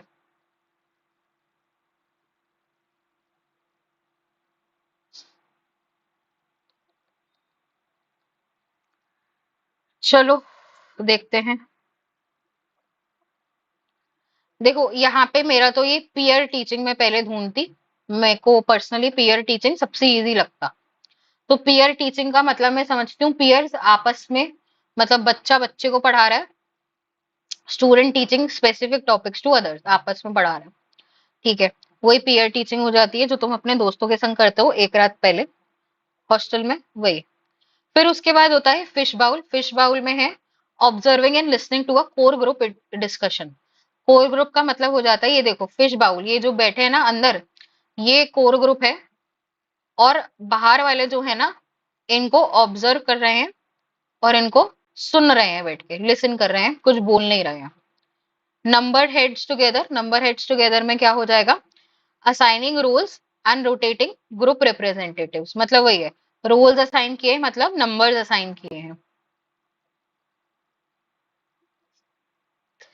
ठीक है। फिर round robin brainstorming, discussing a topic. देखो ब्रेनस्टॉर्मिंग में यही होता है कि एक टॉपिक को हम डिस्कस करते हैं एंड उसको राउंड रॉबिन, राउंड रॉबिन में क्या हो जाता है, राउंड कुछ ऐसा, राउंड हमने देखा था ना, जैसे वो गेम हम खेला करते थे राउंड रॉबिन में। तो आपने क्या करा है, डिस्कस करना है एक topic with in a small group, ऐसे एक गोले में बैठ के डिस्कस करना है एक स्मॉल टॉपिक। तो राउंड रॉबिन ब्रेनस्टॉर्मिंग हो जाएगा। इजी है। हाँ, आपका जब भी आएगा फिश बाउल, तो फिश बाउल में क्या होगा, एक कोर ग्रुप होगा जिसको दूसरे लिसन कर रहे होंगे या ऑब्जर्व कर रहे होंगे। अब पूछा एलएमएस कौन सा है, अगर उस समय सुना 1 सेकंड का आंसर है, हो गया।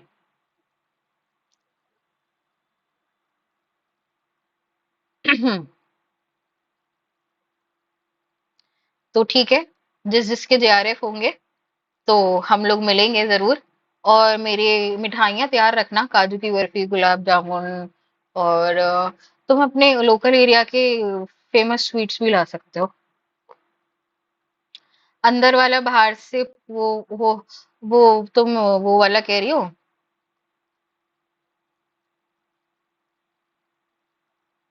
कहाँ गया, 1 second. Inside outside circle, inside outside circle.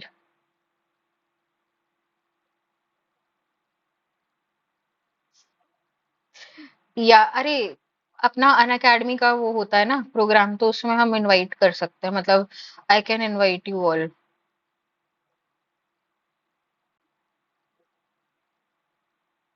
तो हमें पता है मूडल आपका एलएमएस होता है। ये क्या था, याद है रिसर्च एप्टीट्यूड में पढ़ा था, ये क्या है।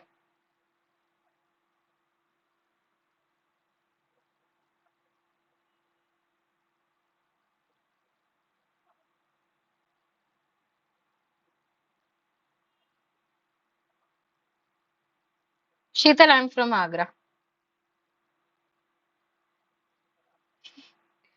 ये प्लेगरिज्म के लिए। ठीक है, चलो। Meta cognition.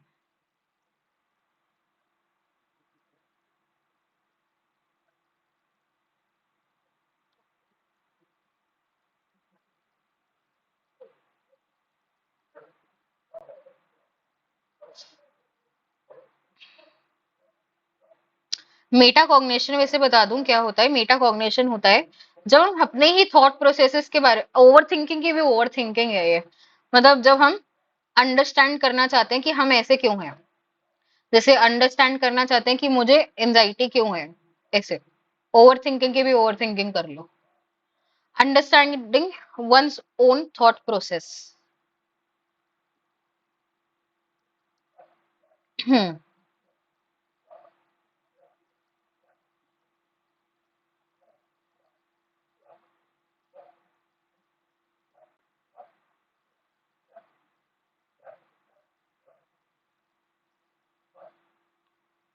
हाँ, मैं ऐसा क्यों हूँ, मैं वैसा क्यों हूँ। यस। तो metacognition practice helps learner to plan, monitor, and evaluate their own progress. Metacognition practices makes a unique contribution to learning over and above the influence of cognitive ability. Helps to improve academic achievements of the learner. Skills helps to transfer to what they have learned from one context to another. सही है। C point. Metacognition practices helps to improve academic achievement. देखो सुनो, मोनिका वही कहना चाह रहे हैं कि तुम इतना ओवर थिंकिंग कर लोगी कि मैं तुमसे कहती हूँ अपने आप को एनालाइज करो। ये वही है कि मेरा वीक पॉइंट कहाँ है। जब तुम अपना वीक पॉइंट बैठ के एनालाइज करोगी तो तुम्हें अपना वीक पॉइंट मिल जाएगा, देन तुम उसके ऊपर काम करोगी कि क्यों वीक है। तो इससे तुम्हारा एकेडमिक्स जो है वो इम्प्रूव हो जाएगा। ठीक है।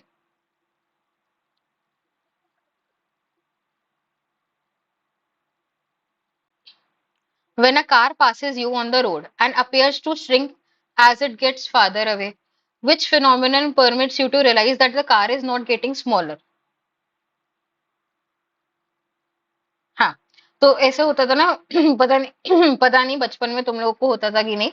ये मून है, हम गाड़ी में जा रहे होते थे और ये मून हमारे साथ साथ जा रहा है, ऐसा कुछ पता नहीं तुम लोगों को अपनी मम्मी से पूछो या नहीं, लेकिन यार मुझे लगता था। परपेचुअल कंसिस्टेंसी, अच्छा, परपेचुअल कॉन्स्टेंसी जो है, परपेचुअल कॉन्स्टेंसी जो है वो यही कहता है कि आपको ये जो गाड़ी है वो जा रही है, तो गाड़ी श्रिंक नहीं हो रही है, गाड़ी वही है, गाड़ी वही है। और इसके तीन टाइप है, आ सकता है size constancy, shape constancy and colour constituency.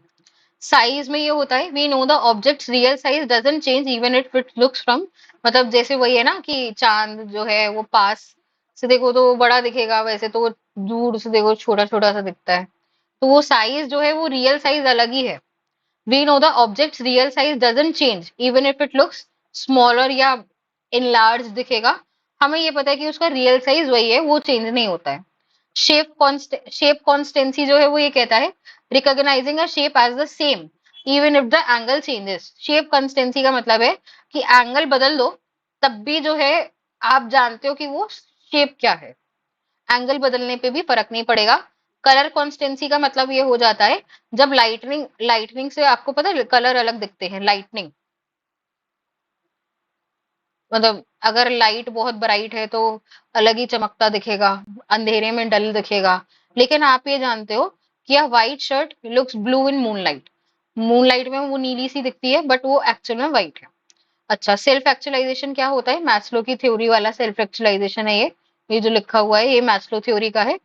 Transitivity का मतलब होता है, समझ लो कि ए जो है वो बड़ा है बी से और बी जो है बड़ा है सी से, तो आप कंक्लूड कर सकते हो कि ए जो है वो बड़ा होगा सी से।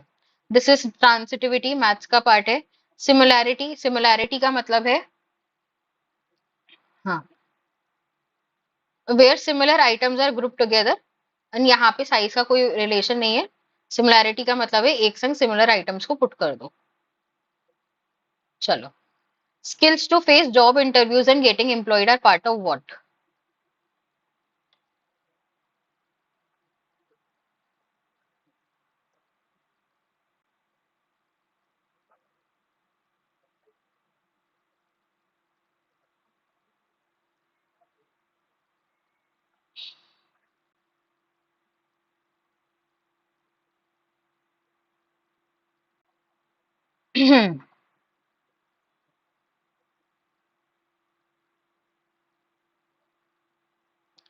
तो यहाँ पे ये जो एग्जाम्पल है वो सॉफ्ट स्किल का है। आपके दो तरीके के स्किल्स होते हैं, ये सारे स्किल्स नहीं होते हैं। आपके दो तरीके के स्किल्स होते हैं, एक होता है आपका हार्ड स्किल्स एंड एक होते हैं आपके सॉफ्ट स्किल्स। ठीक है। सॉफ्ट स्किल्स जैसे होते हैं जो जॉब इंटरव्यू को फेस करने के लिए एम्प्लॉयमेंट, जैसे कि आपके पास गुड कम्युनिकेशन स्किल्स होने चाहिए, आप फ्लेक्सिबल हो, ठीक है, फ्लेक्सिबल हो, आपके पास लीडरशिप है, लीडरशिप आती है आपको, आप अडेप्ट कर लेते हो, ये सारी सॉफ्ट स्किल्स हो जाती हैं। और हार्ड स्किल्स क्या होती है, hard skills generally job related होती है। हार्ड स्किल्स जैसे कि जैसे आपको क्या आना चाहिए, मार्केटिंग के हो तो आपको मार्केटिंग की टेक्निक्स आने चाहिए, आपके पास सर्टिफिकेशन होने चाहिए, सर्टिफिकेट्स एंड लाइसेंस। तो अगर एज अ टीचर अगर आप यूजीसी नेट में कंपेयर करो तो आपके पास हार्ड स्किल्स क्या हो जाएंगे, नेट का सर्टिफिकेट, ठीक है, आपकी एमकॉम की डिग्री, एमकॉम, ये सब तो हार्ड चीजें हैं, स्किल्स जॉब से रिलेटेड। एंड सॉफ्ट स्किल्स आपके हो जाएंगे टीचिंग स्किल्स, आपका कम्युनिकेशन स्किल्स, बच्चों के संग घुलने मिलने का स्किल, ये सब आपके सॉफ्ट स्किल्स हो जाएंगे। अभी देखते हैं कितना बाकी होने वाला होगा। When teacher encounters difficulties in class, the teacher should not take second. में चेक करती हूँ ना कितना है। ओके, है यार, अभी तो थोड़ा सा है कुंजल। अभी पूरा रिवाइज भी कर रहे हैं ना, तुम देखो पूरा सिलेबस तुम्हारा रिवाइज हो रहा है। टीचिंग एप्टीट्यूड के जो क्वेश्चंस हैं वो ऑल ओवर से हैं। कंप्लीट सिलेबस जो रिसेंट में आ रहा है, कंप्लीट। सो या it's going to take 30 minutes। 30 minutes, then teaching aptitude will be done by 7 p.m. And then 7 to 8 we will be doing research। Oh sorry, research नहीं, LR। 8 या maximum 8:15 तक करेंगे, then उसके बाद तुम लोग रेस्ट कर लेना 10 बजे से। फिर कर लेंगे 2 घंटे का रेस्ट, आई गेस इनफ रहेगा सबके लिए। चिन्मयी DI तो हो गया ना। When students encounters difficulty in class, the teacher should not, टीचर को क्या नहीं करना चाहिए? Give frequent opportunities to respond in class, ये तो करना चाहिए। रिड्यूस द टास्क, का टास्क को कम करो बट उसको ओवर सिंप्लीफाई मत कर दो। Emphasis on the future and problems of failure, उसको ये नहीं बताना कि तुम फेलियर हो। ठीक है, चलो। If taken seriously the most important benefit of correctly carried out evaluation can make sure what. मुझे तुम्हारा मैथ्स का दुख है, लेकिन मैं मैथ्स तुम्हारा अच्छे से करवाना चाहती हूँ। I don't want to do grass cutting वाला स्टफ। इसलिए maths we are not taking, slides are here but maths we will not do. LR तक करके we will wind it up, and maths will do in the next class, जो कि परसों हो जाएगी 2 घंटे की तुम्हारी। Will do it there. कम से कम मैं तुम्हारा इतना तो करा के भेजूं, 3 क्वेश्चन कर लो 5 में से।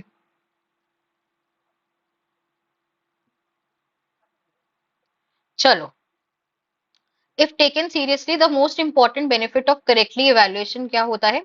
आपका डिसीजन, अगर प्रोग्रेशन ऑफ स्टूडेंट्स नहीं, इम्प्रूव टीचिंग हो जाएगी एंड इम्प्रूव लर्निंग हो जाएगी।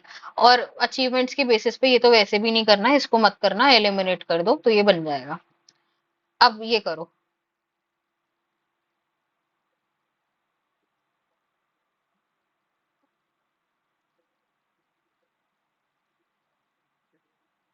ये क्वेश्चन ऐसे ही आया है, वहां आपको कोई नहीं बताने वाला ये, तो इसका ध्यान रखना। Open educational resources.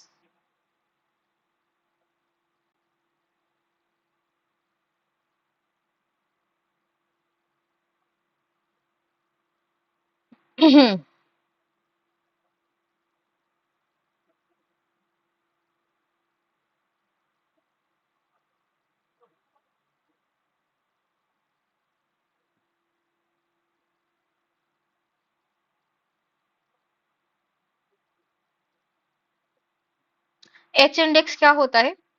लिख सकते हो। Metric for evaluating the cumulative impact of an author's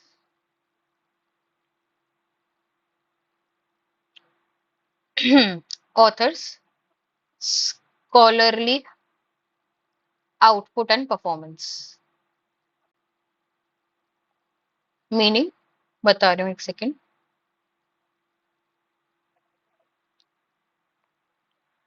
H index जो होता है ना, वो तुम्हारा ये बताता है कि देखो, इवैल्यूएट करने का ही तरीका है, जहां पे हम देखते हैं कि जो ऑथर है, जो लिख रहा है, उसका क्वालिटी कैसी है। तो मेनली आपका स्कोपस से इन्वॉल्व हो जाता है।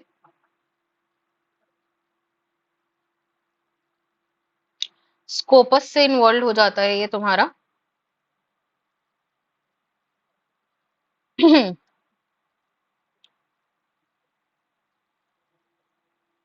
What is Scopus? स्कोपस तुम्हारा peer reviewed literature, general books तुम्हें यहाँ पे मिल जाते हैं जो कि पीयर रिव्यूड होते हैं। ठीक है, तो यहीं पे देख लेते हैं ऑथर का वो। एंड बाकी बाकी देखो, स्कोपस से तुम्हारा ये एच इंडेक्स लिंक कर जाएगा। फिर तुम्हारा ओपन, ये ओपन एजुकेशनल रिसोर्स कौन सा है?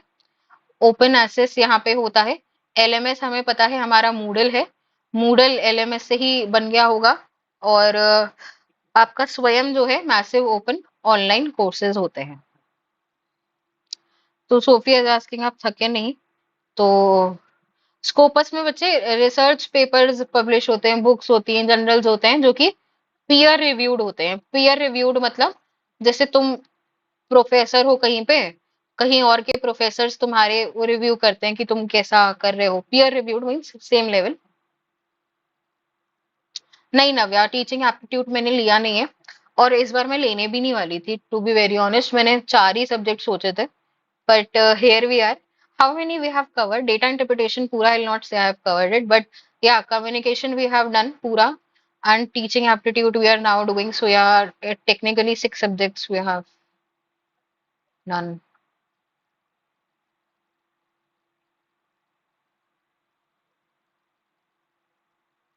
Hmm. तो direct instruction is based use when teacher do which of the following. तो जब टीचर बेसिक स्किल्स या एक्सप्लिसिट नॉलेज सिखा रहा है ना, तो डायरेक्टली इंस्ट्रक्शन वो दे सकता है। क्रिटिकल एक्सरसाइज में direct instruction is not going to be useful, and maths problem में भी नहीं है, क्रिएटिविटी में भी नहीं है। अब ये आ गया, स्टेप्स आए हैं टीएम, वो टी टीपी एस के, team pair solo. Okay Sophia.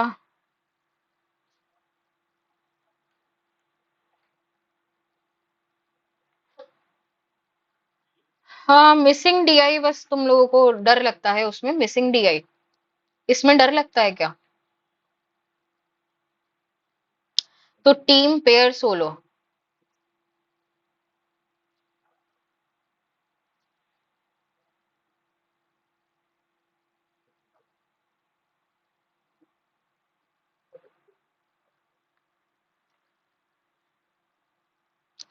अरे बार बार पूछ, तो पेपर 2 की क्लास आज 10 बजे है। 10 p.m. we will be solving 7th Jan वाला paper, and then tomorrow you have your paper 2 class at 3 p.m. चलो, तो यहाँ पे क्या होता है, पहले टॉपिक को सिलेक्ट कर लो, उसके बाद कोलैबोरेट एज अ टीम। फिर क्या करोगे? Work on a similar problem with the pair, and then complete the task individually. नहीं नहीं, आंटी नहीं बुला रही है। Describes how learner monitors and control their cognitive processes. हाँ, यूट्यूब पे ही है अब तो सारी क्लास है।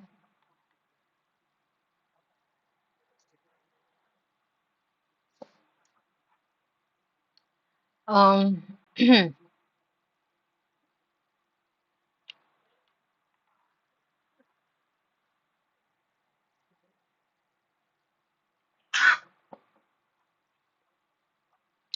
तो वही मेटा कॉग्निटिव वही हो जाता है, ओवर थिंकिंग की भी over thinking. Describes how learner monitor and control their cognitive processes.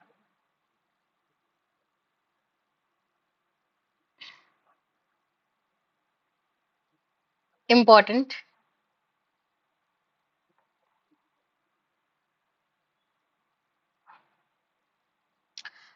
और क्या? हाँ हाँ, ठीक है, तुम क्वेश्चन करो फिर बात करते हैं। बी? तो होशियार हो गए हो ना, इंटेलिजेंट हो गए हो सारे।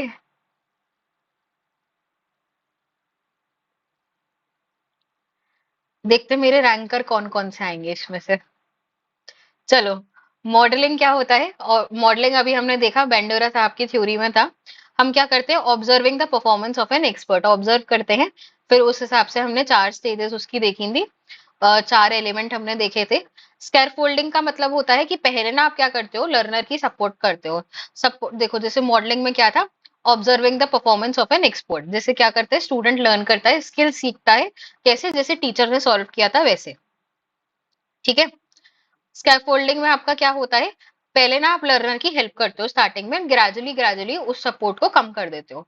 जैसे बच्चे की मदद करते हैं ना, शुरू में ज्यादा मदद करते हैं, देन धीरे धीरे उसको कम कर देते हैं। जैसे साइकिल चलाना भी सीखा था ट्रेनिंग व्हील्स पर, फिर वो एक ट्रेनिंग व्हील हटा देते हैं, फिर वो 3 पहिए वाली हो जाती है, फिर एक और हटा देते हैं, फिर आप सीख जाते हो। आर्टिकुलेशन क्या होता है? आर्टिकुलेशन का मतलब होता है giving words to their understanding of the process and content. ये इसका हमने देखा था, learners explain what they are doing और थिंकिंग विच डीपन्स लर्निंग। मतलब यहाँ पे आर्टिकुलेशन में ना आप समझाने की या समझने की कोशिश कर रहे हो कि आप क्या कर रहे हो, मतलब कैसे अपनी लर्निंग को और आप डीप कर सकते हो। हाँ, giving words to their understanding of of the process and content, मतलब तुमने जो समझा, जैसे फॉर एग्जांपल तुम ये प्रोसेस समझ रहे हो या तुम ये थ्योरी समझ रहे हो, तो तुमने थ्योरी में क्या समझा, तुम अगर बताओ, तुम खुद एक्सप्लेन करो सामने वाले को कि ये थ्योरी मैंने पढ़ी, ये थ्योरी मैं समझी, और क्या समझा अपने शब्दों में जब इसे बताओगे तो वो आर्टिकुलेशन कहलाएगा। एक्सप्लोरेशन का क्या मतलब होता है? जब हम न्यू इन्फॉर्मेशन को सर्च करते रहते हैं, searching new information and verifying it so that we can know कि ये ऑथेंटिक है। अब ये इंपॉर्टेंट है।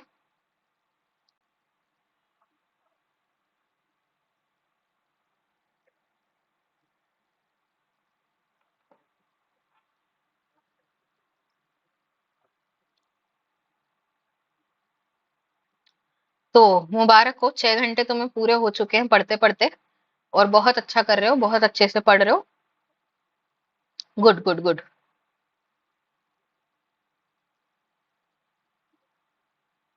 हाँ, ये तो आसान है, पता है यदि बहुत आसान है ये। क्या कह रहे हो? बी,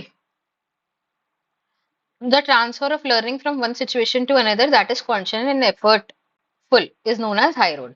देखो तुम्हारी ना, वैसे तो यदि ध्यान देना, यहाँ पे दो ही तरीके की रोड्स देखने के लिए ज्यादातर मिलती है, हाई एंड लो। ये far road, near road, long road कुछ नहीं है, हाई एंड लो पे ध्यान दो। लो रोड ट्रांसफर क्या होता है? देखो, एक वर्ड है लो और एक वर्ड है हाई। तो लो में क्या होगा ना, लो में तुम ज्यादा एफर्ट नहीं करोगे क्योंकि लो है। यहाँ पे एफर्ट जो है ना, तुम ज्यादा कर ही नहीं रहे हो, अपने आप ही ऑटोमेटिक हो जा रहा है। जैसे when it is used when similar situation जो है, जैसे तुमने गाड़ी चलाना सीखी, अब तुम आगरा में गाड़ी चलाओ यदि, या तो तुम बनारस में चला लो, या तो तुम दिल्ली में चला लो, या तो तुम कहीं भी चला लो, सड़कें वही है, गाड़ी वही है, गाड़ी चलाना वही है। Driving a car in a new city and it is going to be just the same. देखो, situation is similar to what was learned, situation वही है, गाड़ी भी वही है। अभी अगर तुम गाड़ी का डिफरेंट मॉडल भी ले लो तो वही होता है, ब्रेक वही है, सारी चीजें वही है। हाई रोड में क्या होता है ना, तुम्हें एफर्ट्स करने पड़ते हैं, यू आर कॉन्शियस एंड तुमको एफर्ट करने पड़ते हैं। Situation is different and needs thinking. यहाँ पे सिचुएशन सिमिलर नहीं है, डिफरेंट सिचुएशन है, एंड तुम्हें सोचने की जरूरत है। जैसे लॉजिक लगाना पड़ेगा ना, मैथ्स की प्रॉब्लम सॉल्व करनी है रियल लाइफ में, तो यहाँ पे तुम्हें सोचना पड़ेगा, अपनी नॉलेज को एनहांस करना पड़ेगा, और तुम यहाँ पे क्या कर रही होगी? कॉन्शियस एफर्ट्स लगा रही होगी।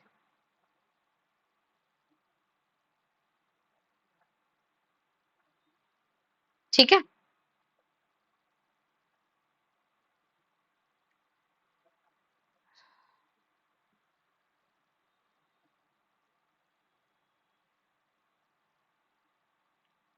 हाँ, वो बच्चे, Rahul Rahul Rahul, types of memory भी आएगा। ठीक है, टाइप्स ऑफ मेमोरी का भी क्वेश्चन है, तुम्हारा टीचिंग एप्टीट्यूड पूरा रिवाइज होगा यहाँ पे। अभी बैठ जाओ, अभी आएगा वो टॉपिक, तो बताते हो। Which of the following are strategies of cooperative learning? तो यहाँ पे आपका रैली कोच हमने देखा है, टॉकिंग चिप्स भी होता है, एंड आपका शेड्यूल नहीं होता, राउंड टेबल है, थिंक पेयर शेयर है। Situated cognition.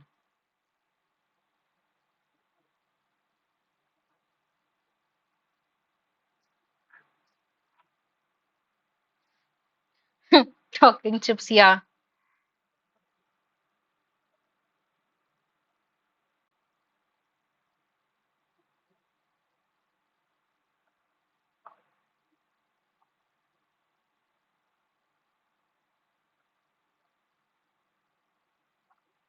तो टॉकिंग चिप्स थ्योरी बताऊं क्या होता है? टॉकिंग चिप्स थ्योरी में ना ये होता है, वो खाने वाले चिप्स नहीं होते हैं, ये टोकन जैसे चिप्स दिए जाते हैं हर मेंबर को।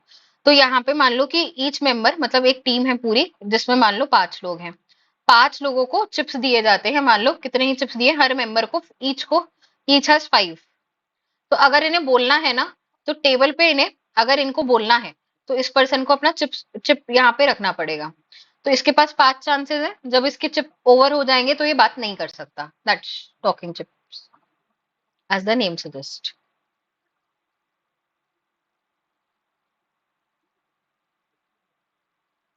ठीक है। Okay, video stuck.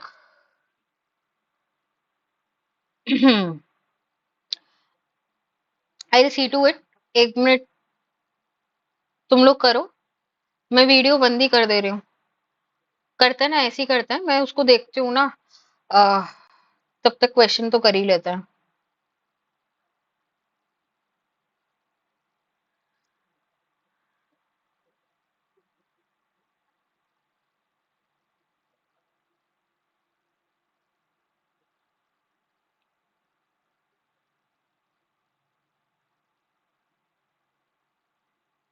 तो सिचुएटेड कॉग्निशन थ्योरी पता है क्या कहती है? सिचुएटेड कॉग्निशन थ्योरी ये कहती है, हाँ हाँ वो होगा। सिचुएटेड कॉग्निशन थ्योरी ये कहती है कि पता है, जब हम इंडिविजुअली पढ़ रहे होते हैं ना, मतलब इंडिविजुअली अकेले अकेले रह रहे होते हैं, तो हम उतना अच्छा नहीं सीख पाते हैं। लेकिन हम जब सोसाइटी के साथ रहते हैं, या फिर जब हम अपने फिजिकल कॉन्टेक्स्ट आसपास की सिचुएशंस के साथ रह के सीखते हैं ना, तो हम ज्यादा अच्छे से सीख पाते हैं। ठीक है। That the idea that thinking is located in social and physical context, ये आपका होता है। हाँ शीतल, मेरे को पता है, मैं 1 सेकंड उसी को चेक करने जा रही हूँ, कैमरा स्टक है, तुम लोग क्वेश्चन करो तब तक।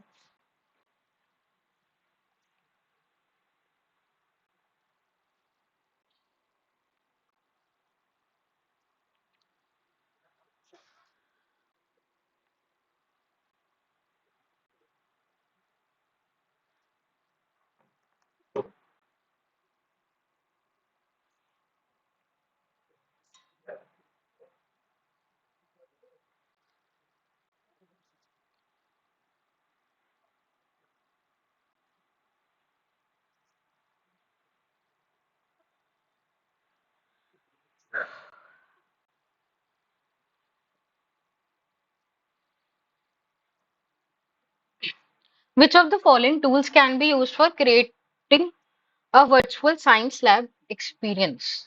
तो देखो आपका, हमने पढ़ा था ये वाला, पीएचईटी वाला, ये हम पढ़ चुके हैं। ये इसका आता है साइंस लैब में, आपका लैबस्टर भी आ सकता है। काहूत नहीं आएगा, टर्निटिन नहीं आएगा, पैडलेट नहीं आएगा। प्लीज आपको काहूत और पैडलेट और ये याद है ना, पैडलेट और काहूत बहुत इंपॉर्टेंट है। हाँ, तो आपका काहूत फिर से देख लो। लाइव क्विजेस के लिए स्टूडेंट एंगेजमेंट, यहाँ पे असेसमेंट एंड गेम से रिलेटेड कर जाता है। पैडलेट आपका हो जाता है कोलैबोरेट आइडिया बोर्ड, बोर्ड की तरह है। ठीक है। फिर आपका ये प्लैगरिज्म वाला है टर्निटिन। एंड पीएचईटी आपका मैथ्स एंड साइंस स्टिम्युलेटर। लैबस्टर आपका वर्चुअल साइंस लैब स्टिम्युलेटर बन जाता है।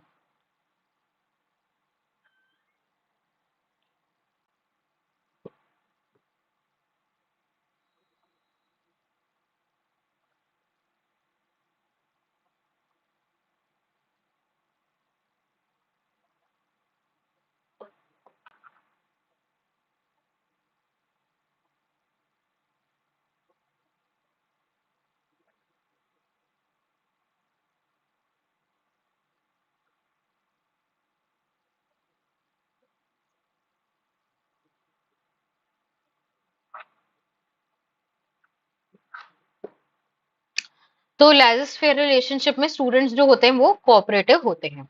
अभी बताने कोऑपरेटिव लर्निंग स्ट्रैटेजीज आपकी कौन सी है? जनवरी 25 के कम्युनिकेशन के यहाँ वो टीचिंग के यहाँ पे 90% क्वेश्चन आर देयर, एंड देखो हर शिफ्ट में आपको कोऑपरेटिव लर्निंग से क्वेश्चन देखने के लिए मिलेगा।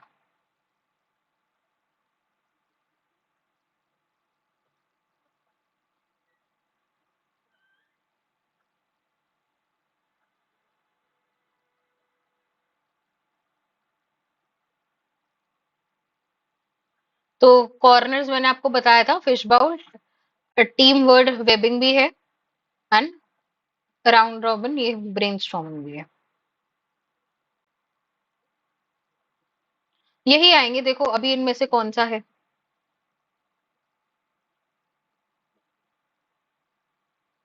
इसके अलावा देखो कहाँ से और आएंगे, एक क्वेश्चन तो यहाँ से आना ही है कोऑपरेटिव लर्निंग का, तो ये एक यहीं से ऐसी बन जाएगा। तो अ, ओहो, ये सारे ही हैं, मार्किंग में कुछ वो हो गया है, सारे ही हैं सी। ठीक है, वो मार्क गलत हो गया है, सी आएगा।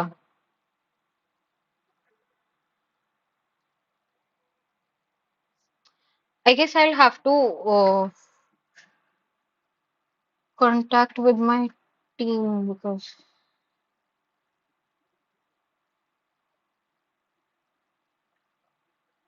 can you all give me 2 minutes, फिर इसके बाद टाइप्स ऑफ मेमोरी है, just wait for me for 2 minutes, I'll be back in 2 minutes.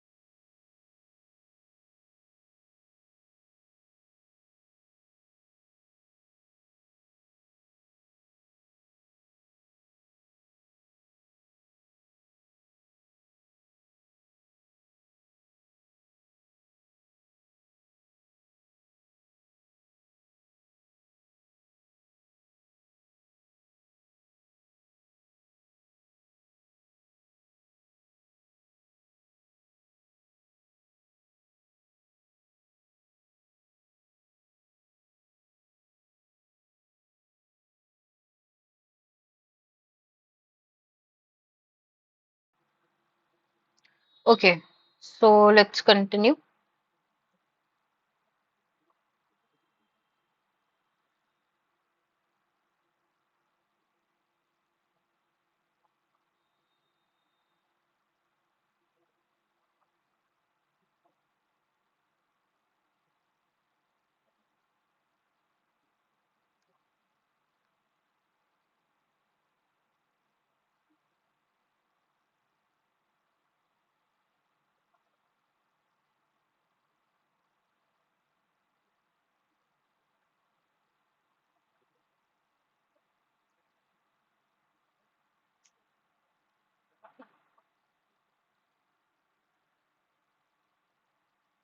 अस्सी बी सब मिक्स बता रहे हो। चलो देख लेते हैं। A phenomena in which exposure to a word or concept later makes it easier to recall related information even when no conscious memory of the word or concept is called। ये priming कहलाता है। Priming means तुमने ना कुछ कुछ ऐसे रटा हुआ सा है। अच्छा, प्राइमिंग का पहले तो बेसिक मीनिंग पता होना चाहिए। शुचि, प्राइमिंग का मीनिंग हो जाता है कुछ इन्फॉर्मेशन ऐसे देना जो तुम रट लेते हो, तो वो तुम्हारे दिमाग में ऐसे ही रहता है। Mitochondria is the power house of the cell. No conscious memory, तब भी ये इजियर टू रिकॉल है, ऐसा कुछ। अभी बाकी ये देख लो, टाइप्स ऑफ मेमोरी, यहाँ से क्वेश्चन आता है। एंड टाइप्स ऑफ मेमोरी को रिवाइज कर लो।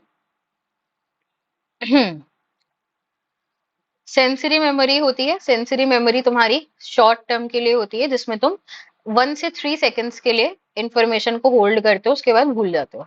जैसे तुमने एक डायग्राम फटाफट से मैंने ये बनाया, इसे को तुमने देखा, और अगर मैंने इसको हटा दिया तो विद इन 3 सेकंड्स तुम इसको भूल जाओगे। ये तो ज्यादा ही हो गया क्योंकि वो डिलीट नहीं हो पाया। खैर, सेंसरी मेमोरी वो होती है जहां पे इंफॉर्मेशन तुम्हारी 1 से 3 सेकंड्स के बीच में रहती है। एंड उसके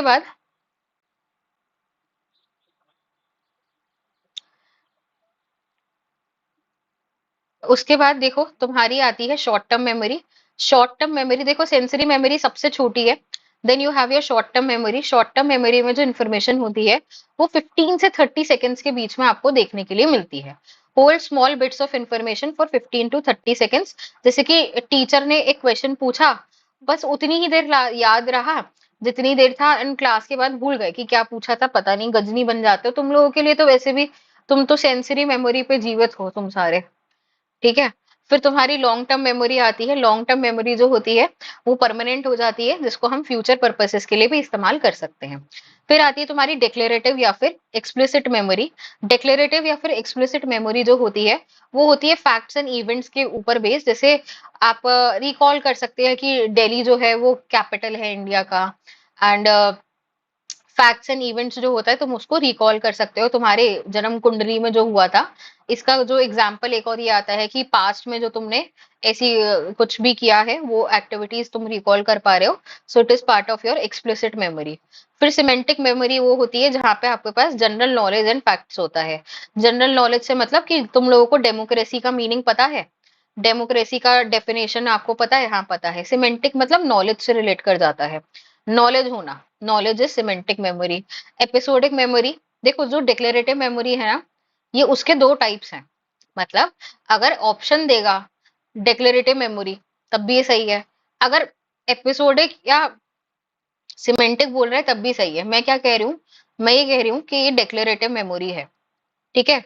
डिक्लेरेटिव को दो पार्ट्स में क्लासिफाई कर सकते हैं। एक होता है तुम्हारा एक होता है तुम्हारा एपिसोडिक मेमोरी, और एक होता है तुम्हारा सिमेंटिक मेमोरी। ठीक है। तो एनटी हमारे महान है।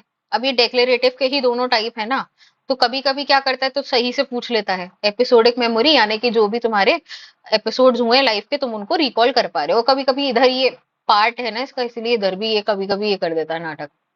ठीक है। तो सिमेंटिक मेमोरी वही है, फैक्ट्स, नॉलेज। ठीक है। प्रोसीजरल या इम्प्लिसिट मेमोरी जो होती है, प्रोसीजरल या इम्प्लिसिट मेमोरी जो होती है वो स्किल्स एंड प्रोसीजर तो तुमको अनकॉन्शियसली आते हैं। जैसे ब्रश करना, बाइक चलाना, ये सारी चीजें तुमको अनकॉन्शियसली आती हैं।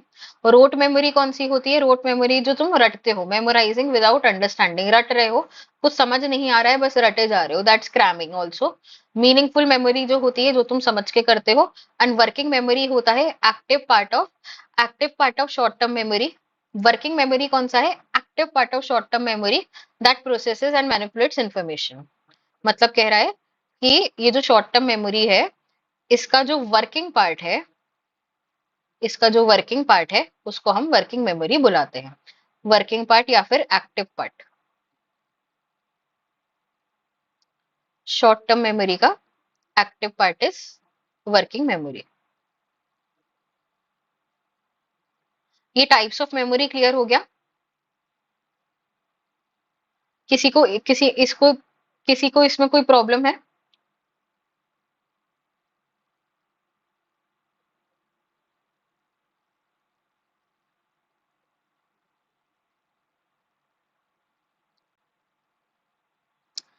तुम्हें प्राइमिंग में कंफ्यूजन हो रहा है ना? मैं तुम्हें इसका एक एग्जांपल देती हूँ। सृष्टि, मतलब एवरीवन, तुम लोगों ने रटा है, मतलब पढ़ा है सॉल्ट एंड पेपर,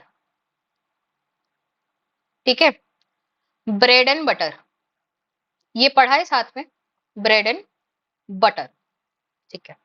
मान लो तुम्हें ब्रेड दिखाई गई, तो तुम्हारे दिमाग में अपने आप ब्रेड के संग संग बटर आ जाता है क्या दिमाग में?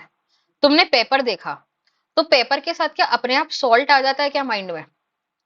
तो देखो, अब पढ़ो, a phenomena in which exposure to a word or concept later makes it easier to recall the related phenomena, related information.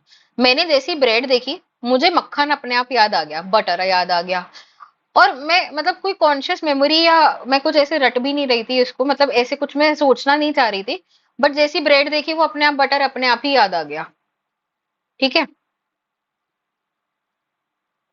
ऐसा क्यों हुआ? क्योंकि मैंने बचपन से इसको एसोसिएट करके पढ़ा है,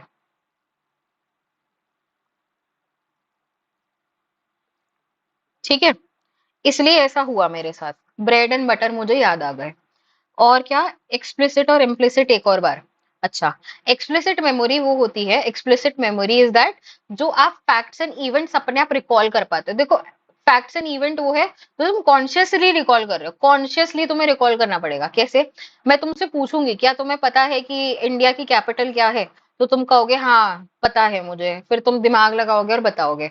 इम्प्लिसिट मेमोरी जो होती है ना, वो अंदर ही अंदर अनकॉन्शियसली चल रही होती है। जैसे सुबह उठते हो राहुल, अपने आप ही ब्रश करने चले जाते हो, या मम्मी रोज रोज याद दिलाती है बेटा ब्रश ऐसे करते हैं, नहीं, या दिमाग को जोर डालना पड़ता है कि ब्रश कैसे किया जाता था, भूल गए। अब अल्टीमेट लेवल गजनी हो तो बात अलग है, लेकिन वैसे तो नहीं भूलते हैं।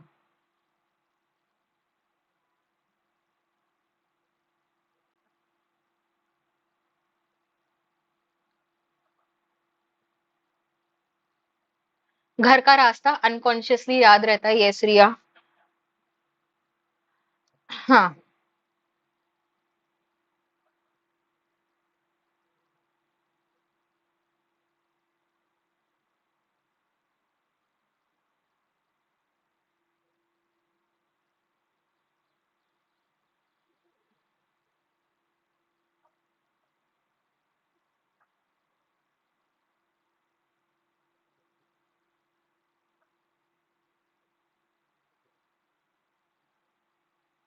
तो यहाँ पे देखो, पहले तो ये देखो स्क्रीन कास्टोमीटर क्या होता है। जैसे स्क्रीन शेयर होता है ना, स्क्रीन शेयरिंग की तरह है ये, एक ऐसा टूल है जो हमें अलाउ करता है कि हम स्क्रीन शेयर कर सकते हैं, जो दूसरे है ना वो भी देख सकते हैं हमारी स्क्रीन पे क्या हो रहा है। जैसे अभी करंटली आप मेरे लैपटॉप का स्क्रीन ही देख रहे हो, तो आपको दिख रहा है कि मैं अपने लैपटॉप पे क्या कर रही हूँ। अब जैसे अगर मैं यहाँ पे कोई स्लाइड देखूं, सर्च करूं, तो तुम लोग भी देख सकते हो कि यहाँ पे मैं कुछ स्लाइड कर रही हूँ, ऐसे ऐसे कर रही हूँ, तो तुम लोग भी देख सकते हो, ठीक है?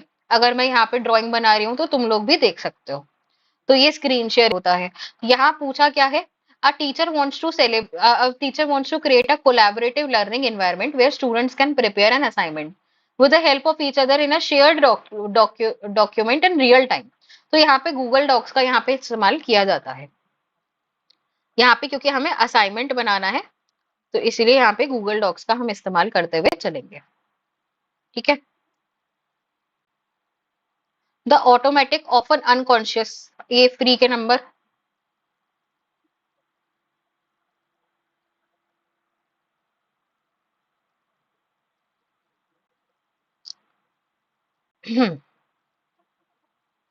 तो ये ऑटोमेटिक है, अनकॉन्शियस है, अपने आप आपका लो रोड हो जाएगा।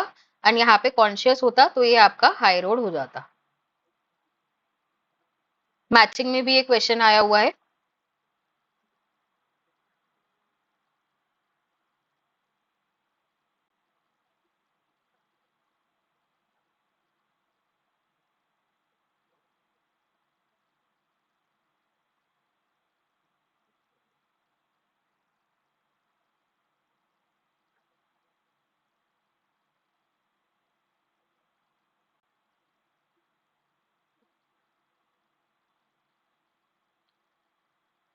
ओके, अब इजी लग रहा है।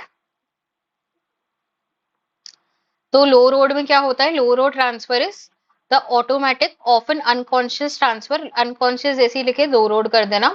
फिर हाई रोड में क्या होता है? Transfer of learning from one situation to another, that is conscious and effortful. Then you have forward reaching transfer.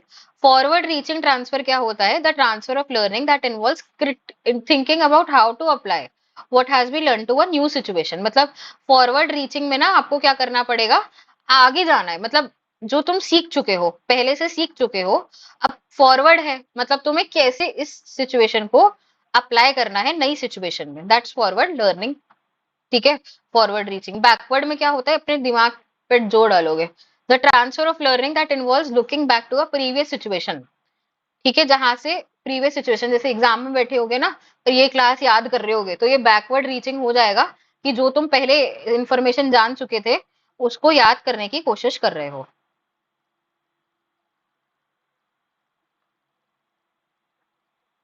UDL.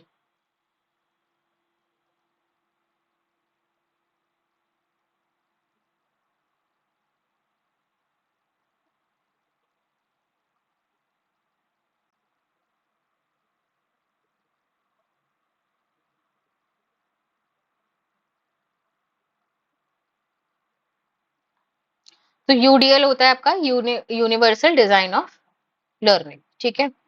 Arrange the following in learning progression.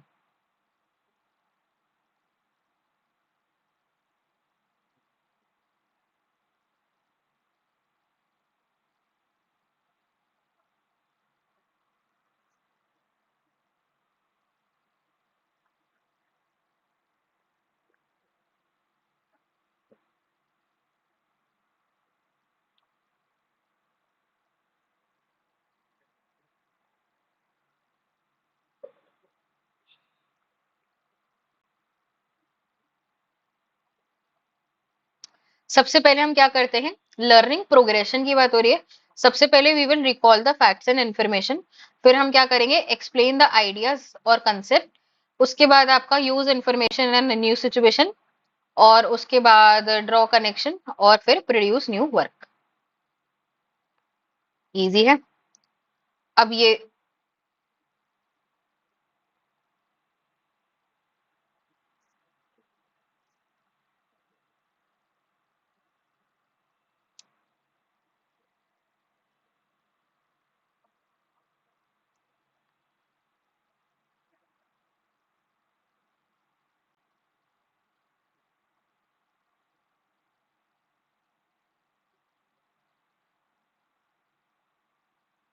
Okay, hardly 5-6 questions are left. हाँ Kunjal, easy है वैसे तो। Children tend to be similar to the parents, ये आपका कहता है law of similarity. ठीक है। लॉ ऑफ वेरिएशन कहता है कि आपके जो children tend to differ from parents, मतलब कुछ कुछ चीजें जो है पेरेंट्स से डिफर होती हैं।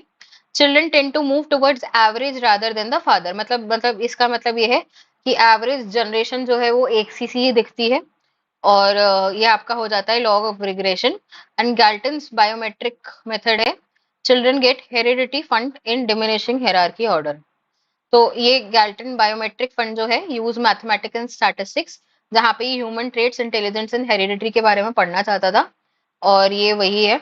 Of law of regression, variation and similarity आप समझ गए होंगे। ठीक है। चलो। A way of dealing with conflict in which people express their feelings, ask for what they want, say no to things they don't want, and act in their own best interest।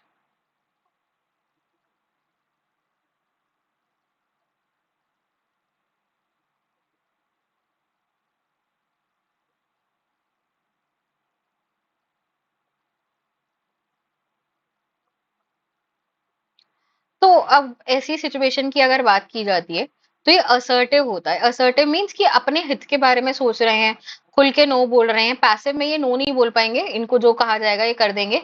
Manipulate में आप सामने वाले को manipulate करने की कोशिश करते हो, अपनी बातों में फंसाने की कोशिश करते हो। एग्रेसिव स्टाइल जो होता है उसमें आप गुस्सा करने की कोशिश करते हो।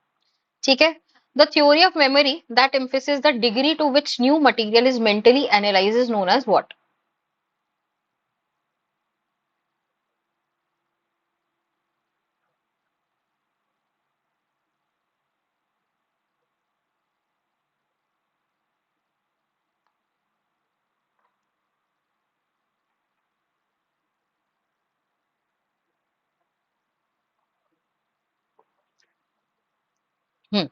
दैट्स लेवल ऑफ प्रोसेसिंग, ठीक है।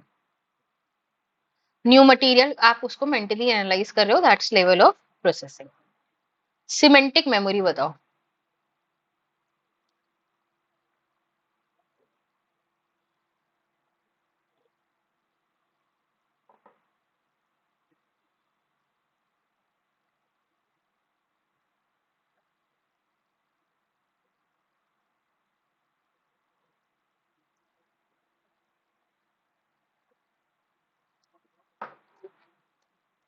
सिमेंटिक मेमोरी जो होती है ना, वो आपकी जनरल लाइफ एंड नॉलेज से रिलेट कर जाती है,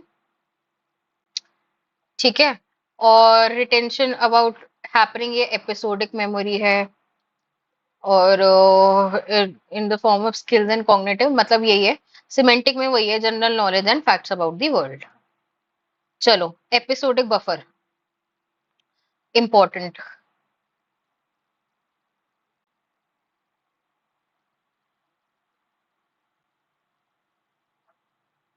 यार या इसके बाद एलआर है। हार्डली एक दो क्वेश्चन बचे होंगे। एक दो क्वेश्चन है, एक ये है, दो, तीन। व्हाट इज दिस, क्या? अरे ये भी रह गया है अभी तो। Are we doing it slow और व्हाट? एलआर के ज्यादा नहीं है। चलो थोड़ी स्पीड बढ़ाते हैं। Okay, we were not here. रुको,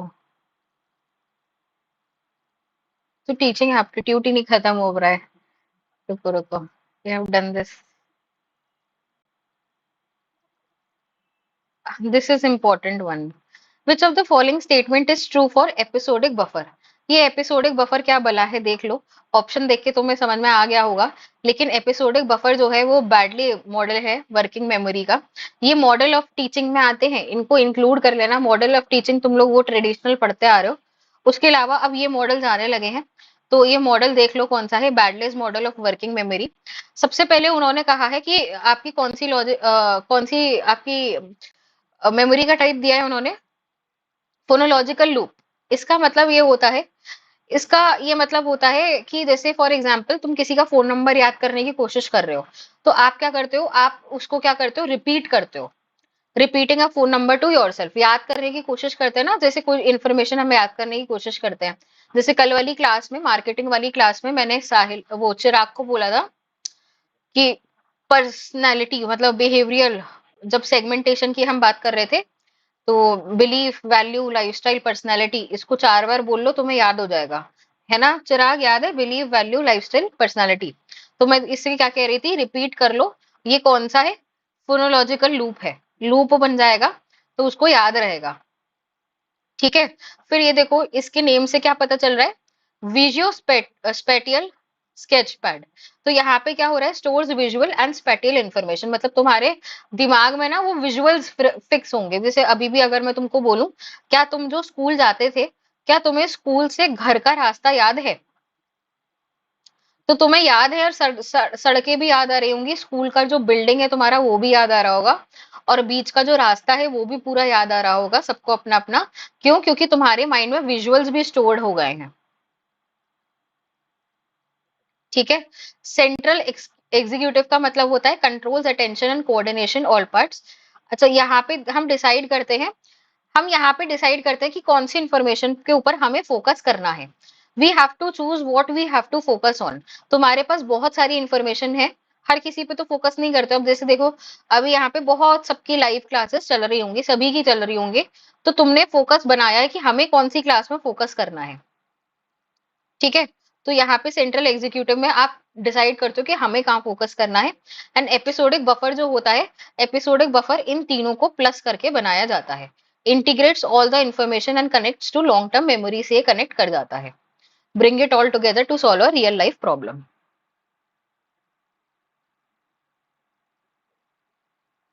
ओके, तो यहाँ पे ये तीनों को, यही है phonological loop, visual spatial and long term memory का ये वो बन जाता है।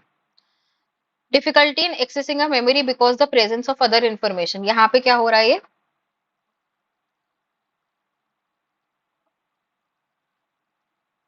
ये दो वर्ड्स का मतलब समझना है बस हमें यहाँ पे। तो जल्दी जल्दी आंसर करो। D A. डीके क्या हो रहा है? डीके थोड़ी ना हो रहा है।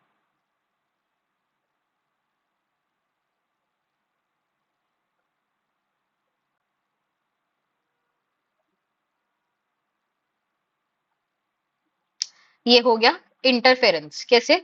Difficulty in assessing a memory because of the presence of other information. क्यों हो गया है?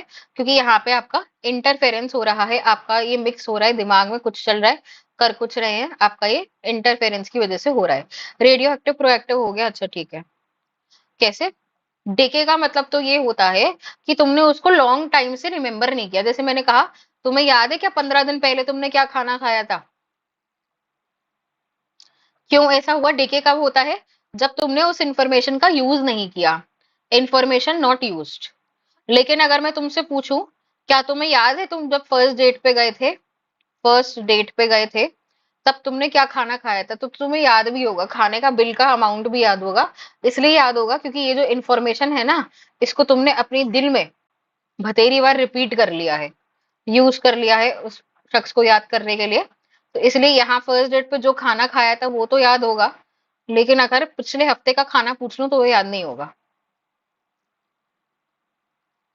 ओके। हाँ, और ये जो हंस रहे हैं, तो इनको याद आ गया है।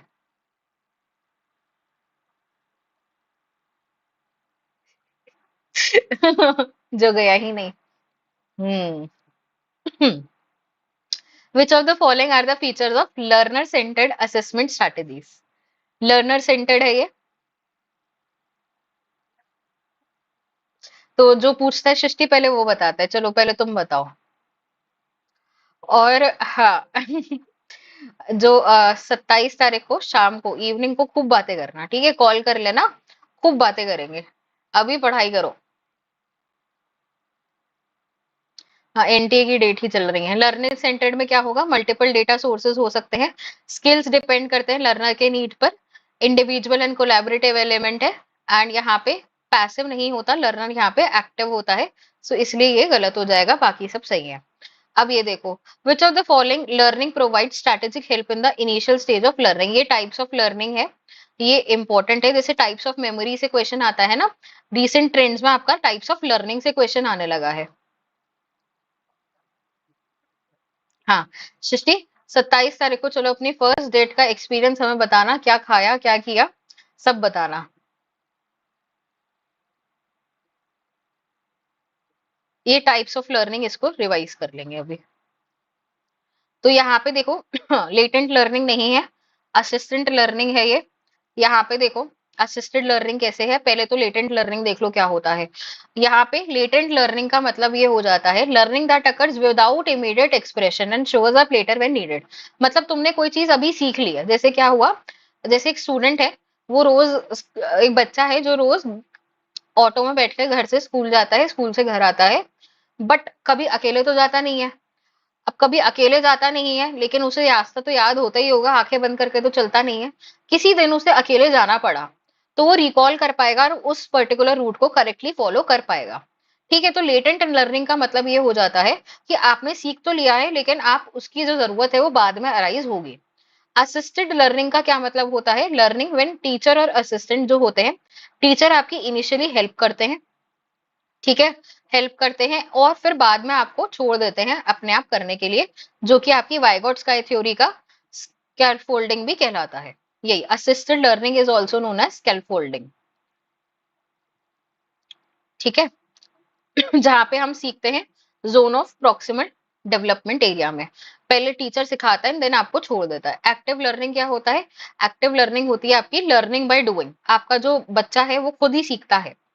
Method where students actively participate करते हैं डिस्कशन, प्रॉब्लम सॉल्विंग ग्रुप की तरह, एंड लर्निंग बाय डूइंग आपका एक्टिव लर्निंग हो जाता है। पैसिव लर्निंग में ये होता है कि जो स्टूडेंट है वो बस सुन रहा है, रीड कर रहा है, या फिर सुन रहा है इन्फॉर्मेशन टीचर बोल रहे हैं। इसका एग्जाम्पल हो जाता है चौक वाला मेथड। ठीक है? ये सही है, सबको समझ में आ गया? Which of the following learning provides strategic help in the initial stage of learning and gradually diminishing? तो ये हो जाएगा assisted learning, वाइकर्ट स्काई की स्केलफोल्डिंग से ये मैच कर रहा है।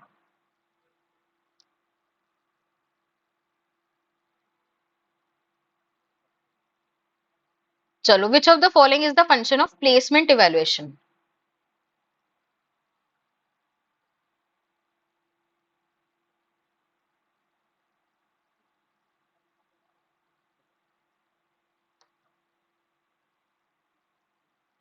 इजी है। प्लेसमेंट इवेल्युएशन में हम एंट्री बिहेवियर देखना चाहते हैं। चलो,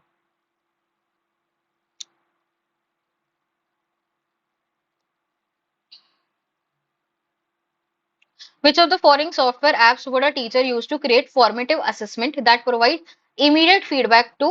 ये क्विज के लिए पूछ रहा है।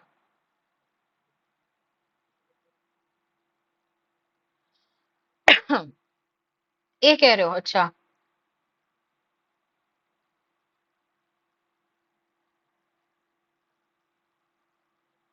यति ध्यान दोगे, डी नहीं होगा। ये तो आपका माइंड मैपिंग में यूज होता है ना, माइरो तो माइंड मैपिंग का है।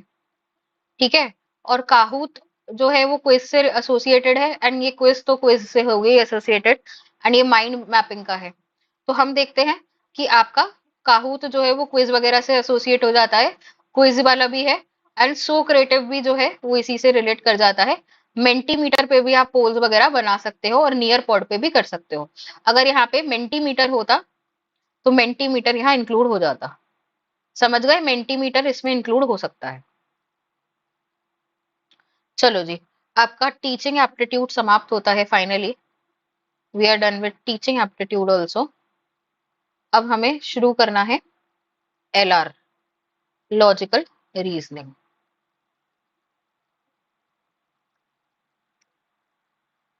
या सो आपका टीचिंग एप्टीट्यूड पूरा हमने रिवाइज कर लिया है तुम्हारे लिए।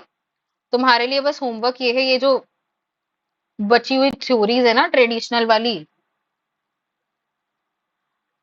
वाली जो थ्योरीज है ना, ये अपने आप रिवाइज कर लेना। क्योंकि तुम देख रहे हो यहाँ से क्वेश्चन ही नहीं है, तो मैंने डाला नहीं, क्योंकि तुम्हें पता है ये वाइगॉट्स का है, यानी जीन पे आज इनको पूरा रिवाइज कराने में बहुत सारा टाइम जाता है, और ये क्वेश्चन ही नहीं आ रहे, तो मेरे को मन ही नहीं हुआ डालने का। पूरा आधा घंटा और चला जाता, आता भी नहीं क्वेश्चन। ठीक है। और यहाँ से बस कितना ही आ रहा है, ये बस कैल फोल्डिंग वाला आ रहा है, और जोन ऑफ प्रॉक्सिमल डेवलपमेंट वाला पूछ रहा है। वही जोन ऑफ प्रॉक्सिमल डेवलपमेंट में आप इसको सिखाते हैं, बस वही आ रहा है, तो कुछ आ भी नहीं रहा है। और इजी इजी क्वेश्चन आ रहे हैं टीचिंग एप्टीट्यूड में, कोई डरने की बात नहीं है। तो ये देखो, ये सबसे हाई लेवल है टीचिंग एप्टीट्यूड में, ये सबसे हाई लेवल था। इसके आसान वाले तो मैंने डाले ही नहीं थे। ओह, एग्जाम है कल, all the best. All the best.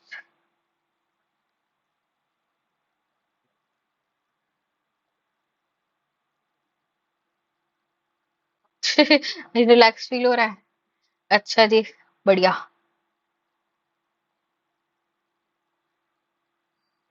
Okay. Hmm. Break ले लेते हैं, ठीक है ठीक है। एक बात बताओ, लॉजिकल रीजनिंग थोड़ा सा रिवाइज कर लें क्या? अपनी जो पीडीएफ थी उसी से एक बार थोड़ा सा रिवाइज कर लें।